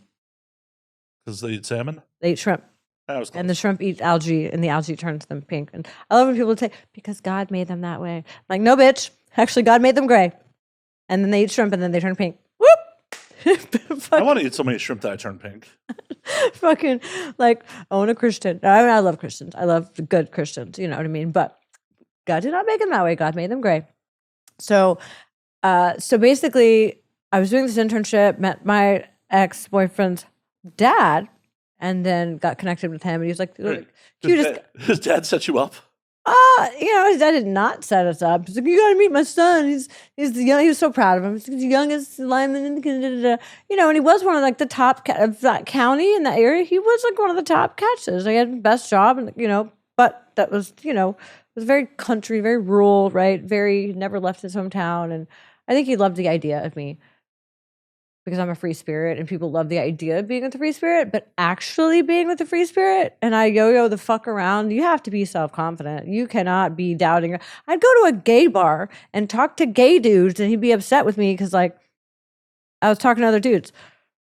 I'm like, they were talking to me about like poppers and how it makes their assholes better, where they can get fucked in the ass better. Like, but they're not trying to hit on me, but it makes you insecure. But even if they were trying to hit on you, like, trust yourself. I occasionally date performers, and it's just one of those things where, like, at the end of the day, I don't give a fuck what you're doing at work. It's what happens when you come home that matters. Like, I'd also, if you're a social person and you're just talking to people in a social setting, like that should not be something that threatens people. But anyways, so I was not making shit for money, and I had a friend that was doing Snapchat Premium. She kind of told me a little bit about it, so I kind of got in that world a little bit and started putting out like you know, a menu of options that people could buy that my premium, even though I didn't have a premium yet. So, and I think my ex knew I was like dabbling with it, you know? So there's a Wednesday. I don't get paid till Friday. And I know I have a bill coming through on Thursday. And I know my bank account is going to overdraw because I was getting like $800 every 2 fucking weeks. So I happened to get 3 people that paid for my Snapchat Premium that day. 2 of them paid with Google Pay, and 1 paid through another payment processor. And the 2 that paid with Google Pay went through immediately, covered my bill, and I had a choice. I can either give the money back or I can show some naked shit online. I'm not giving the fucking money back. So I didn't even have any fucking content at the time. I had some old sex tapes from an old ex, and apparently somehow my ex-boyfriend had, or the boyfriend at the time had access to my premium. I think I gave it to him. Like, it was like, no, don't worry, it's fine. I don't know. But so I put some old ass sex tapes on there of like some other dude fucking me, and apparently like he got really butthurt about it. I could see that. I was like, I didn't have anything else, dude. I just, you know, I like made some content the next day, but I was like, I need to put something on there now. So, so that's how he found out about it. And then at that point, like he was not in really a position to tell me no, you know? That's wild to me that like that fresh in the relationship, if you were going outside of his comfort zone, that he stuck around. Oh yeah, no, he did. And he loved making content with me. And there would be a time where I would pick up the phone and he'd be like, oh, it's fucking time. Yeah. And we'd fuck on the chair. We'd broke a chair fucking, you know what I mean? Like we fucked like multiple times in a day, and it was always very raw and organic and guerrilla style, you know? And like he didn't like any type of production type of when I like was like, we're gonna do a Halloween where you're in a Pikachu, because I was really into Pokemon at the time. You're in a Pikachu outfit and I'm in this, because I was Aquarius at the time, because I didn't. Are you stop being Aquarius? I still am Aquarius, but that's not my fucking name, because type it. If you can spell it, which, let's be honest, okay? If you can spell it, type it in a fucking browser. Type it on your phone. Type it real fast and see if you can get it right. I can type it. I can spell it. I won a spelling bee when I was in 7th grade. I'm good at spelling. I can't type it. I cannot AQUA. It fucks up. I blame the vodka on that. No, try it. It's just not. It's AQUARUS. It's just too many fucking letters, and people always fuck it up, and it's terrible to spell. It's terrible to write. It's great to say it as a strip club. Oh, Aquarius. Yeah, it's great. Used to do that song. This is the dawning of the age of Aquarius. Oh, you should dance to that song. This is the dawning of the age of... It's like a hippie 60s song. Oh, I'm aware of it. Are you fucking kidding me? People would say that to me like they're like clever. Like you've never heard that one before. Like, oh, yeah, that's so funny. You have $20. So original. $20, please. So basically, at that point, like my ex we started doing Snapchat together. He was okay with it as long as I didn't show my face. Sort of okay. He wasn't really ever okay with it. He never liked the attention that this not even the guys, but that it had from me. And I was always kind of just dragging him into like making more and more money with it, you know. And then he helped me with it. You know, he helped me with things of it, but it was always me having to tell him what to do and ask him to kind of drag him kicking and screaming. For the first year, he was, you know, moved out to like, because I moved from East Texas to Central Texas, and he could have done anything he wanted. Like I supported him not helping me in the business, but then after a year of him not pursuing anything, I was like, you got to fucking help me now, you know? So, but after that, now I just feel like I don't have that like limitation of like, because you never want to do anything social. I remember getting invited like to, like a couple of years ago to Tucci Cash's like Halloween party, and I was like, oh my god, I want to go. I'm looking up flights, and he's like, like okay, so you know, some people ain't built for this shit. I know he wanted different lives. He literally told me, he's like, I want to take a year off of traveling with you to work on myself. And I'm like, bro, I go to like fucking LA, Miami, fucking Vegas. I got Flagstaff, fucking Seattle. I go to like fun Nashville. Like I go to fun places. You know what I mean? Like, but yeah, take a year off by yourself. Because I'm not like, you know what I mean? Because I don't want to be with somebody who's not happy in this life. Like he just wasn't happy. It sounds like he should have never signed up in the first place. Type shit. Yeah. Dudes. He liked me when I was like, I had a garden and chickens, but that was never me. That was a phase. That was a phase. Right? Right. Like, don't try to be with somebody because you, and he just didn't want to quit. I guess he didn't want to give up on the relationship, and it was a matter of pride for him, but he wasn't happy. And just don't was he just like, in the back of his head, like, I can't do better? He just loved me. And, you know, and he just lost sight of himself, and he learned a lot. Like he didn't like know himself very well, or his emotions, or what things meant. He drank a lot when he first started, and now he's like much more like mature and wise, and he knows he belongs in the country and I belong in the city, and I belong in a much faster paced life. And now I've learned to recognize those signs of somebody who says that they want these things, but doesn't actually. Oh yeah, because we as dudes, we're like, oh, pretty. Yeah. We're totally in. Like, totally in. And that's one of the few things I really appreciate about being older now, is because in my 20s, I definitely pursued people I had no business pursuing because I'm like, they're hot. And compatibility is really important. Oh, it is. It's super duper is like, I will definitely have orgasms with people that I am not compatible with. Absolutely. No, there was like an ex-boyfriend of mine that I had idolized and I thought he was the hottest thing on earth. And then he like recently, came out as like non-monogamous. And then we like kind of like, he came over to my house and stuff. And then like, we like hung out and like, I was kind of like, damn, you're kind of like, you're hot and shit. And like sex is fun, but you're kind of lame. Like you like want to go to bed at 10:30, like it's Saturday night. Like, like you want to do some shit. Like, just want to watch a movie. Like, and then he woke up at like 7 a.m. And I was like, I like, had stayed up and I had some work to do. And I like think I went to bed like 12:30 or some shit, right? And I slept until 9. I like wake up and he says my name. I'm like, so when I wake up and my dog has to get, so I just get out of bed. He's like, you don't have to get out of bed. I'm like, I'm good. I'm whatever. Because I'm a morning person. And I'm like, how long have you been awake? He's like, 2 hours. Is he just in bed staring at you for 2 hours? Like, and I told him, I was like, yo, you can wake me up. Like, you can stick your dick inside. You can wake me up with morning sex. Like, you have consent, right? Like, I like to fuck in the morning. I literally explicitly told him this. And then he like wakes me up fully dressed, covering over me, like bags packed. And I'm like, how long would have you been doing for 2 hours, bro? Like, you could have woken me up, like touching me, and I would have been like, yeah. And he was like, well, I didn't want to do that. I'm like, I told you to specifically to do that. And like, what did you?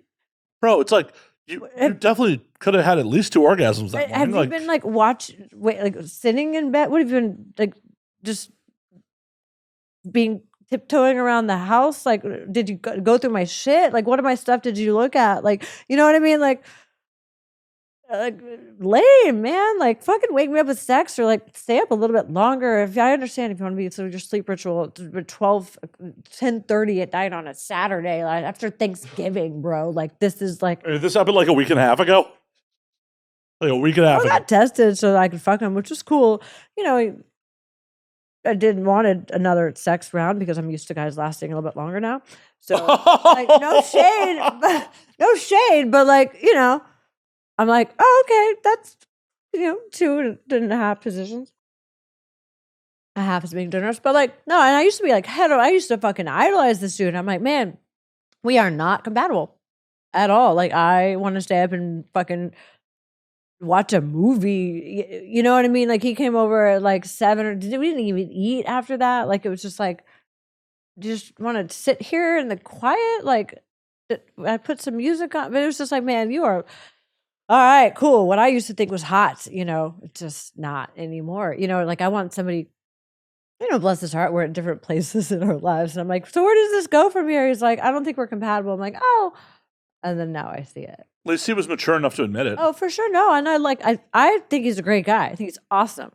But now I'm like, damn, like nope.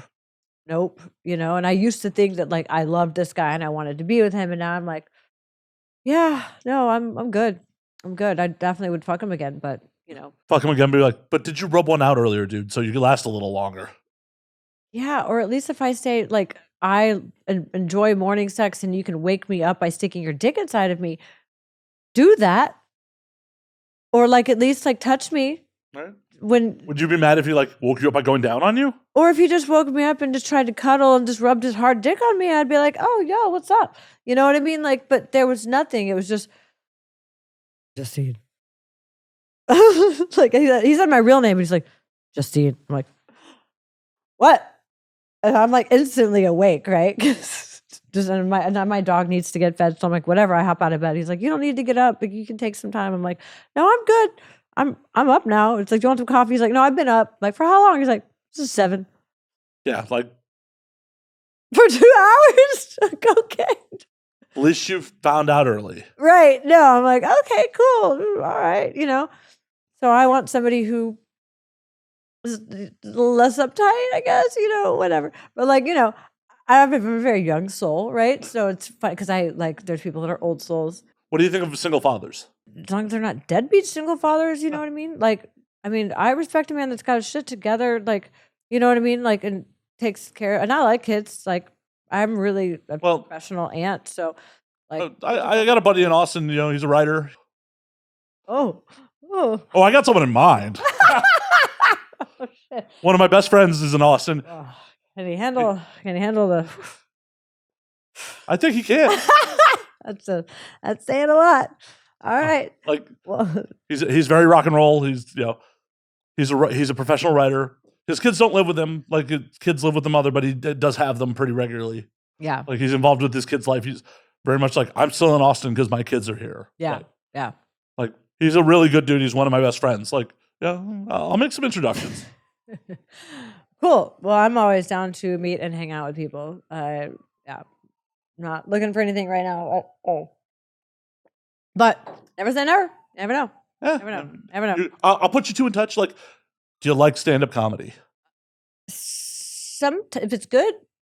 I can't promise all the stand-up in Austin's good. Yeah, I do like comedy. So I'm gonna but can you handle going to a stand-up comedy show with me? Is the question.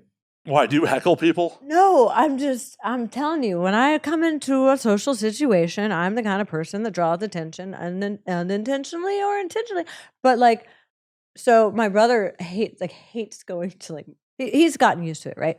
I've got 4 brothers, but this is the one in particular. He's like, and I've been to comedy shows where people have been like, did you know that you either laugh before the joke or way too long after the joke and never when anybody else is laughing? So I'm the kind of person where if I know it's going to be funny, I start laughing even before the comment. Like I haven't even said it yet. Like and then like when everybody else has laughed, and then I'm like, oh, and I'll start, and it's like you're supposed to start the new one, right? It's like you just now got it. So as long as he's okay with being in a theater with the one person that everybody is like, then we're cool, man. I think he'll be down. Like, because I'm just enjoying the moment, and I can't help myself. But like, I remember I went to the movies with my little nephew. Was like, she's laughing really loud. Like nobody else is laughing, and my brother was like, yeah. So now you know what it's like when people talk. Like when you talk when we're trying to watch a movie. He's like, oh yeah, that's bad. I don't want to do that. I'm like, you use me as an example of what not to do. I get that. I get it. I get it. Do I love it? Yeah. I get it. Yeah. I'll make the introduction. No hard feelings if it doesn't I won't be upset if it doesn't work out either way. Cry me a river. Maybe I'll write some good music about it. Yeah. This crazy bitch and she fucks so good I'm on top of it. You know that song? Me all that. I don't remember the words. Get me right on. I remember this girl Busty Boom Boom Dusty used to dance to that because she was like that and like Hot for Teacher, right? Because she had these little glasses and she looked like a MILF. She would be a total MILF back in the day when that was before MILFs got super in trend. Crazy bitch, she fucks so. That's all I remember about that song. But yeah, Busty Boom Boom Dusty. That's all anyone remembers of Buck Cherry. It's fine. Oh, scratches all down my back. Something right. Yeah. That's it. Yeah, that's all Buck Cherry. We're gonna forgive everybody. We're not gonna like do my singing on this show. Nobody wants that. Whenever I'm like going live on my OnlyFans and people don't tip, I'm like, I'll start like doing karaoke. I'm like, I'm gonna keep singing until somebody starts tipping, and then they'll don't tip. I'm like, bros, really? That's what they want. You don't want me to? All right, I'm gonna stop karaoke then. Put some clothes back on, motherfuckers. Whatever, you want to see me clothed doing karaoke? All right. I mean, I'm okay with it because that's less post work for me. I mean, like, and sometimes I'll have my little sweet tea vodka that I was telling you about. That stuff. It's dangerous. Especially 2 hours into a live. I'm like, cool. Apparently mules are a little dangerous They'll too. be tipping me. They'll be tipping me to take shots. They're like, oh, I want more shots, Justine. I'm like, you don't want me to like get naked? They're like, no, more shots because you are fucking crazy. Yeah. And then I'll do crazy shit. Like I'll squirt like 6 times and like alive and some shit. Yeah. And I'm like super hydrated. Yep. Please don't here.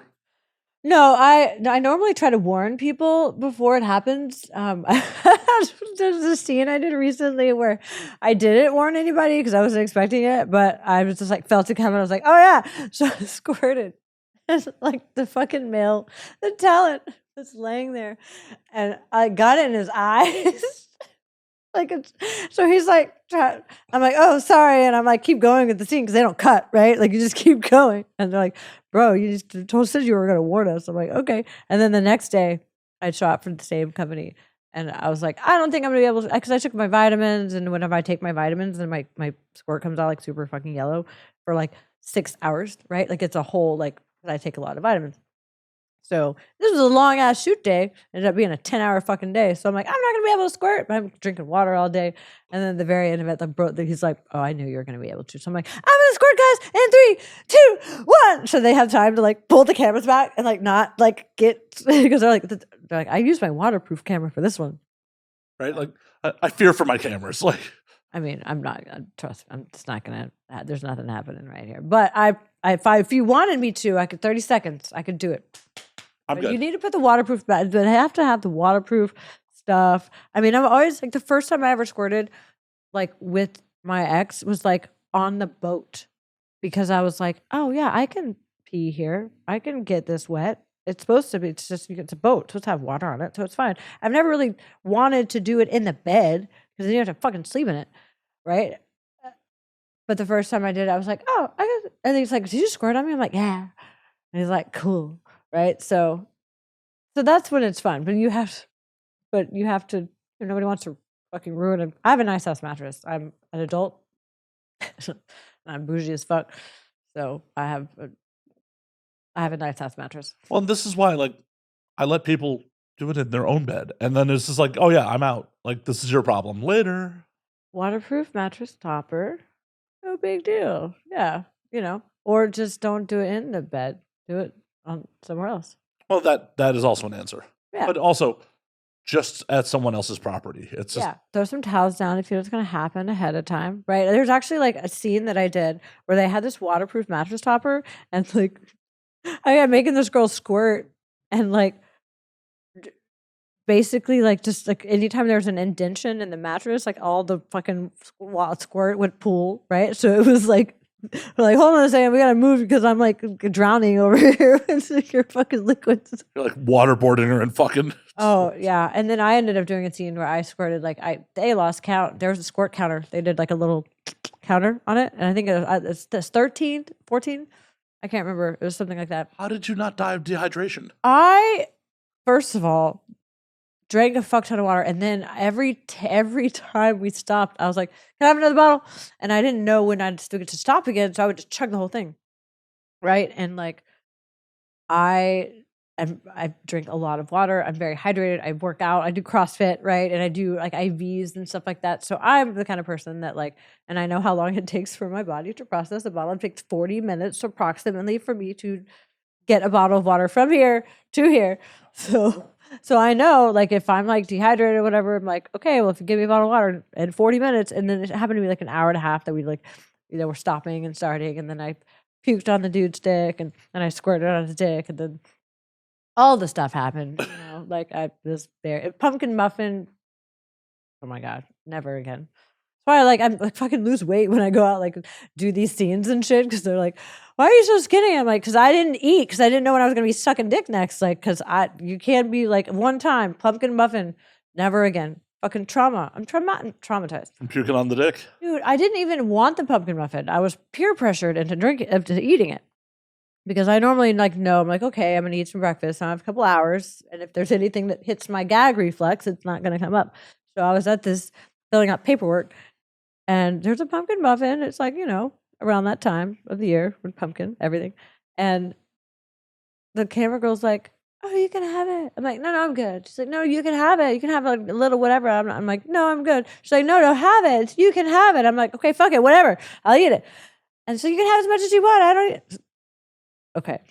So then fucking 35 minutes later, I'm like going like this, like, and it just hits the back of my throat, and it's just like, comes right out.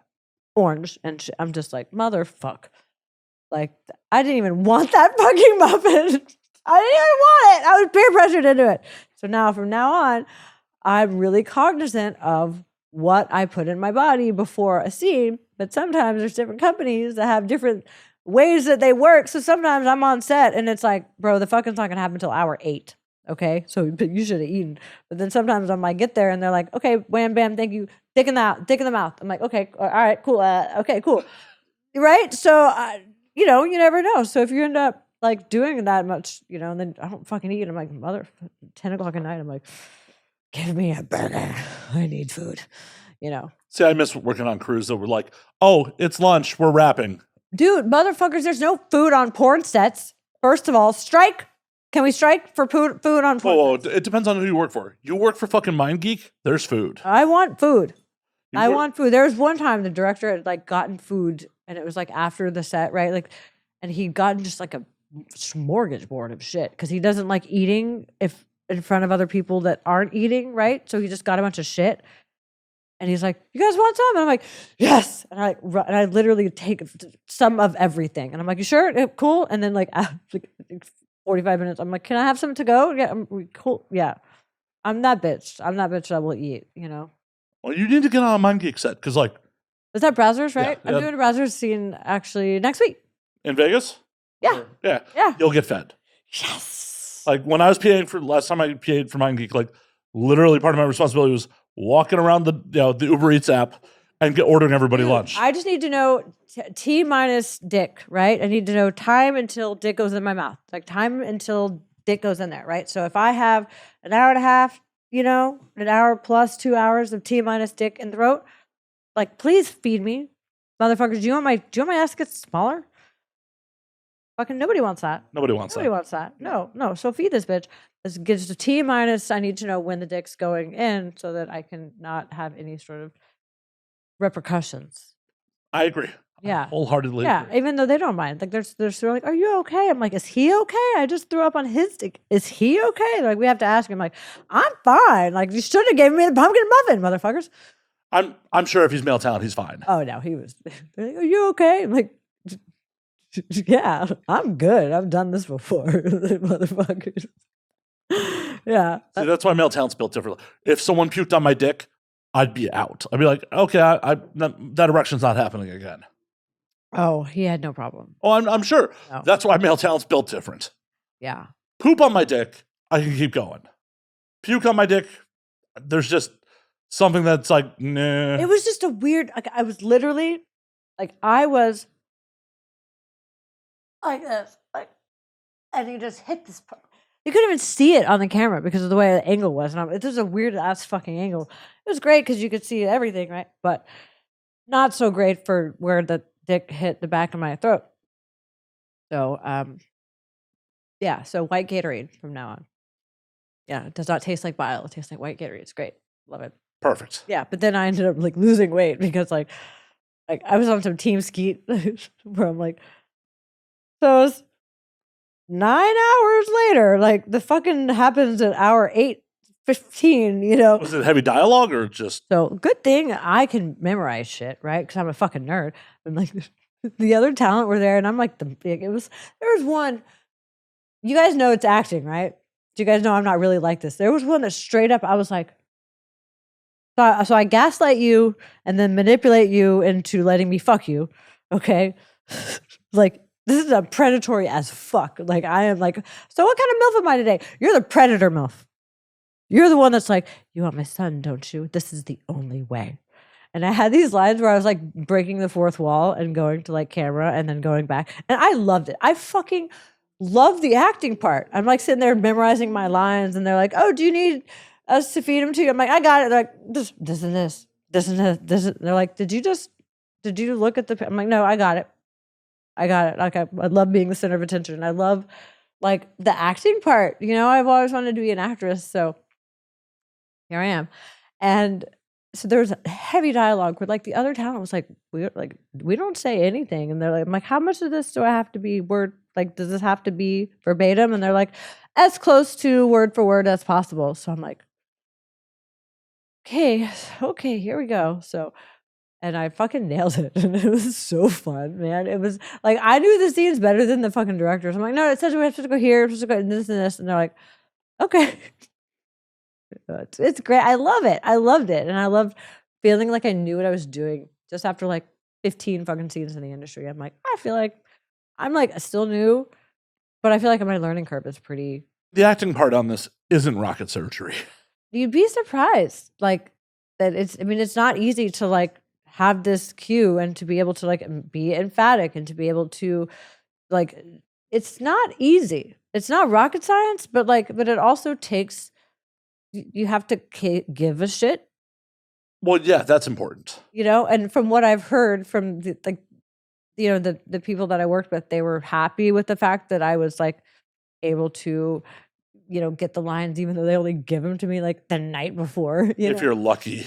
Yeah, no, I wouldn't look at them until the day of, and I'm like, okay, so I'm like, oh no, I how many lines do I have? You guys like don't say anything. They're like, no, we don't say anything at all. Like my two male and female, I'm like, all right, here we go. I love being the center of attention, so let's do it. I've done a bunch of non-sex performances over the years, and it's just like almost every time, even if I've been given my dialogue the night before, it has changed by the time I've showed up on set. Yeah. Oh yeah. No, for sure they change stuff too, but it's funny because I like memorizing stuff. I'm a nerd, so I like that part. But I do like the acting part of it because it's fun for me. It's more. It's not like lying. It's like everybody's multifaceted. We all are multifaceted human beings. Everybody has parts of themselves that are just not their main character, but it's still a part of themselves, right?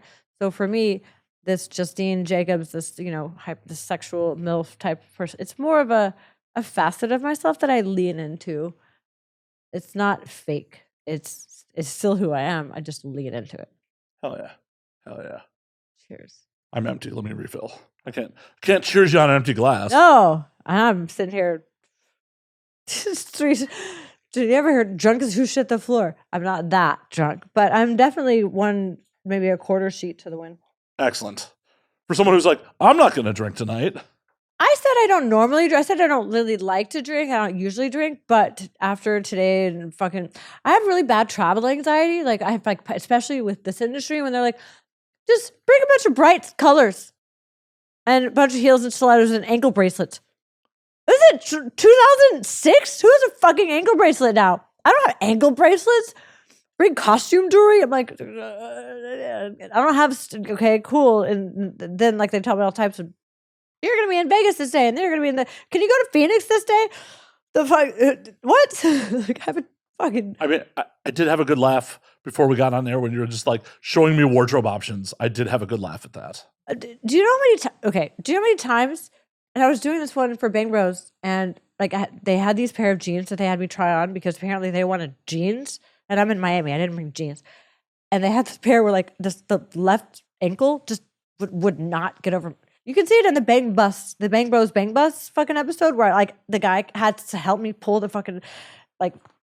So they're like, try on the jeans in this shirt, and then try on this dress, and then try on the jeans, and then this shirt, and then try on the dress, and then try on the jeans again with this shirt, and then try on this other. Take the jeans off and do 7 times. I had to try. I'm like, motherfuckers! You literally it took 2 hours just to figure out what the scenario was, what my outfit was going to be. Ended up being blue on blue, denim on blue on denim on blue, and I was like, this is the fucking most hideous. What the fuck are they having me wearing? Canadian tuxedo, some shit. Dude, it was just like denim and brown blue, and then more blue, but none of it matched or felt like whatever. I don't give a shit. Whatever.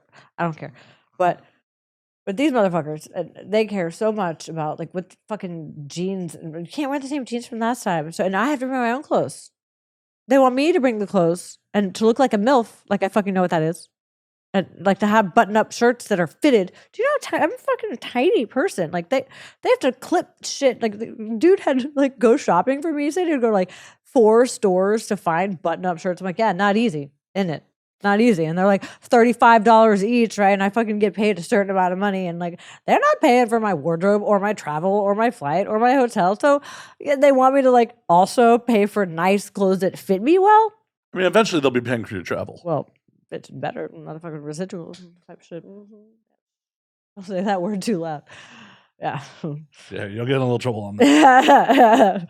Yeah, inside my DNA. I got, yeah. So, but really it's more, I just want to like have fun with the people I'm working with. And I really enjoy what I do. I don't really know. I'm learning what a MILF looks like because apparently I don't really dress like a MILF. I just dress like I'm going to athleisure shit. Like I mean, this is not like what I would consider a MILF to be wearing. Nope. I'm not mad at it. Don't get me wrong. But MILFs wear mom shorts and shit. You know what I mean? Like, but this is porn MILF, so I've got to learn what porn MILFs wear. So it's a whole process. I can't wait till I'm like signing my like, oh, I wore that blouse, that button-up shirt in a porn, and you want to buy it for $500? Sure, yeah. Hell yeah. Take these jeans that can't fit over one ankle. Like, cool. I was like out of the bang bus. You know how like they try to kick you out real fast? Yeah. They didn't do anything mean to me. Like they were nice about it, right? Like they changed from like fucking dropping girls off in the middle of nowhere and they're taking peace, bitch. Like they said they had one girl had a bike and they like purposely ran over it when they like dropped her off and shit because they like were pretending to be mean, but they stopped doing that. So they just kind of were like, oh, we just gave you a couple of grand so you can get an Uber, right? And I'm like, yeah. And I'm like trying to put these jeans on that don't fucking fit. And I'm all sweaty. They had like, because you had sex? I'd been fucking, and then also I think they turn off the AC or some shit. Like, they definitely do. Like, yeah. So I'm sitting here sweating balls, right? I'm fucking like, and I work when I fucking do porn. I'm not a pillow princess, right? Like I fucking put in some work. I do CrossFit, right? So and I'm like sweaty trying to put these jeans on that don't fucking fit. Like shit's falling out of my purse, and I'm like, later, bye guys. Like, cool, see you. It was. Yeah, it was fun though. I got some people commenting on my OnlyFans. I saw your Bang Bus episode. I'm like, really? I haven't seen it yet. How is it? Is it good? That's the important part. Oh yeah, they definitely they won't comment if they don't like it, right? Well, they may comment. You did shitty on that Bang Bus. I mean, people do talk shit in the comments. Oh, I'm sure they do. She looks like, what is she like, 40? I'm like, is that an insult? That's cute. Like, oh, they think that calling me 40 is an insult because they think I'm younger than that. So they think that calling me 40 is like, you know what I mean? With people, like when you're like 40, she's probably like 34. We're gonna hurt her feelings. We're gonna hurt her feelings by calling her like 40. I'm like, bitch, I'm over 40. Like, show of hands, who wants to look like me when they're 40? It'd be a weird look for me to look like you. Show of hands, everybody fucking in the audience wants to look like me when they're 40. I mean, yeah, come on, man, for real. For real. Type shit. So, yeah. I was 82 years old. I was gonna say the word, but you'd punch me. So for your age. No. I will. Oh, well, you're not broke as fuck for your age. Oh, that's cute. You don't. Justine, I will say it without the caveat. You look good. Thank you. I appreciate that. You're welcome. I don't tell these kids, oh, you look good. You look good for having like your brain not fully fucking developed, and you've done well for your life for the fact that you're a fucking child and have no credit score or like lost 3 fucking cars in the past year and like, oh my god, like you have a Louis Vuitton bag. Oh my god, these people don't even like. Oh, they don't own anything. They're like, oh, it's just L's making bands, racking, fucking making bags. I'm like, what's your credit score? 530. I'm like, oh, so nobody will give you any money. So cool. Yeah. So I don't know how this world works these days. I don't know. These people are making fucking crazy ass money for doing stupid ass shit. More power to them. More power to them. But it really feels like the world's going like towards idiocracy. I'm sure our parents' generation felt the same way. Yeah, have we sent anybody to the moon lately? Have we had any innovations in life that are not plastic surgery or how to watch football in a higher resolution? Not really. Only stupid people. I think honestly, there is a lot to be said about like the people that want to make a difference and change the world. And at some point, taking selfies is going to be no longer fulfilling. So hopefully, those likes, that dopamine rush. Well, yeah. Phones are just set up like fucking slot machines. Oh, I mean, they do studies on that. They know. Oh, I know. I mean, it's a feature, not a bug. Yeah, it's intelligent. I don't have Facebook on my phone intentionally because I don't like them connecting my 2 lives. It's a solid call. I hate to do it, but we're gonna call last call on this motherfucker. To go? Well, to wrap. Just kidding. Just kidding. I think this is enough alcohol today. What do you think? Just see it on alcohol? Only Justine can decide that. I mean, let your viewers decide. Because I've had podcasts where I've been sober, and this is not one of those. I could tell. I could tell. In a good way, yeah. Definitely. Listen up a little bit. But Justine, before we get you out of here. So you guys can find me on Instagram, Justine.fun, and Justine Jakobs with a K. Jakobs. Don't put a C in that bitch. Justine Jakobs on OnlyFans. But I'm sure a lot of people do want to put a C in that bitch. Oh, I couldn't stop myself. I couldn't stop myself on that. No one said that before. That's a new joke. That's a new joke. No one's done that. So, How has no one done that? That's so fucking obvious. because I haven't ever said the don't put a C in that bitch. That was new. Ah. So I just kind of teed that up for you. And you swung and that's nice. Nice. Go team. Go team.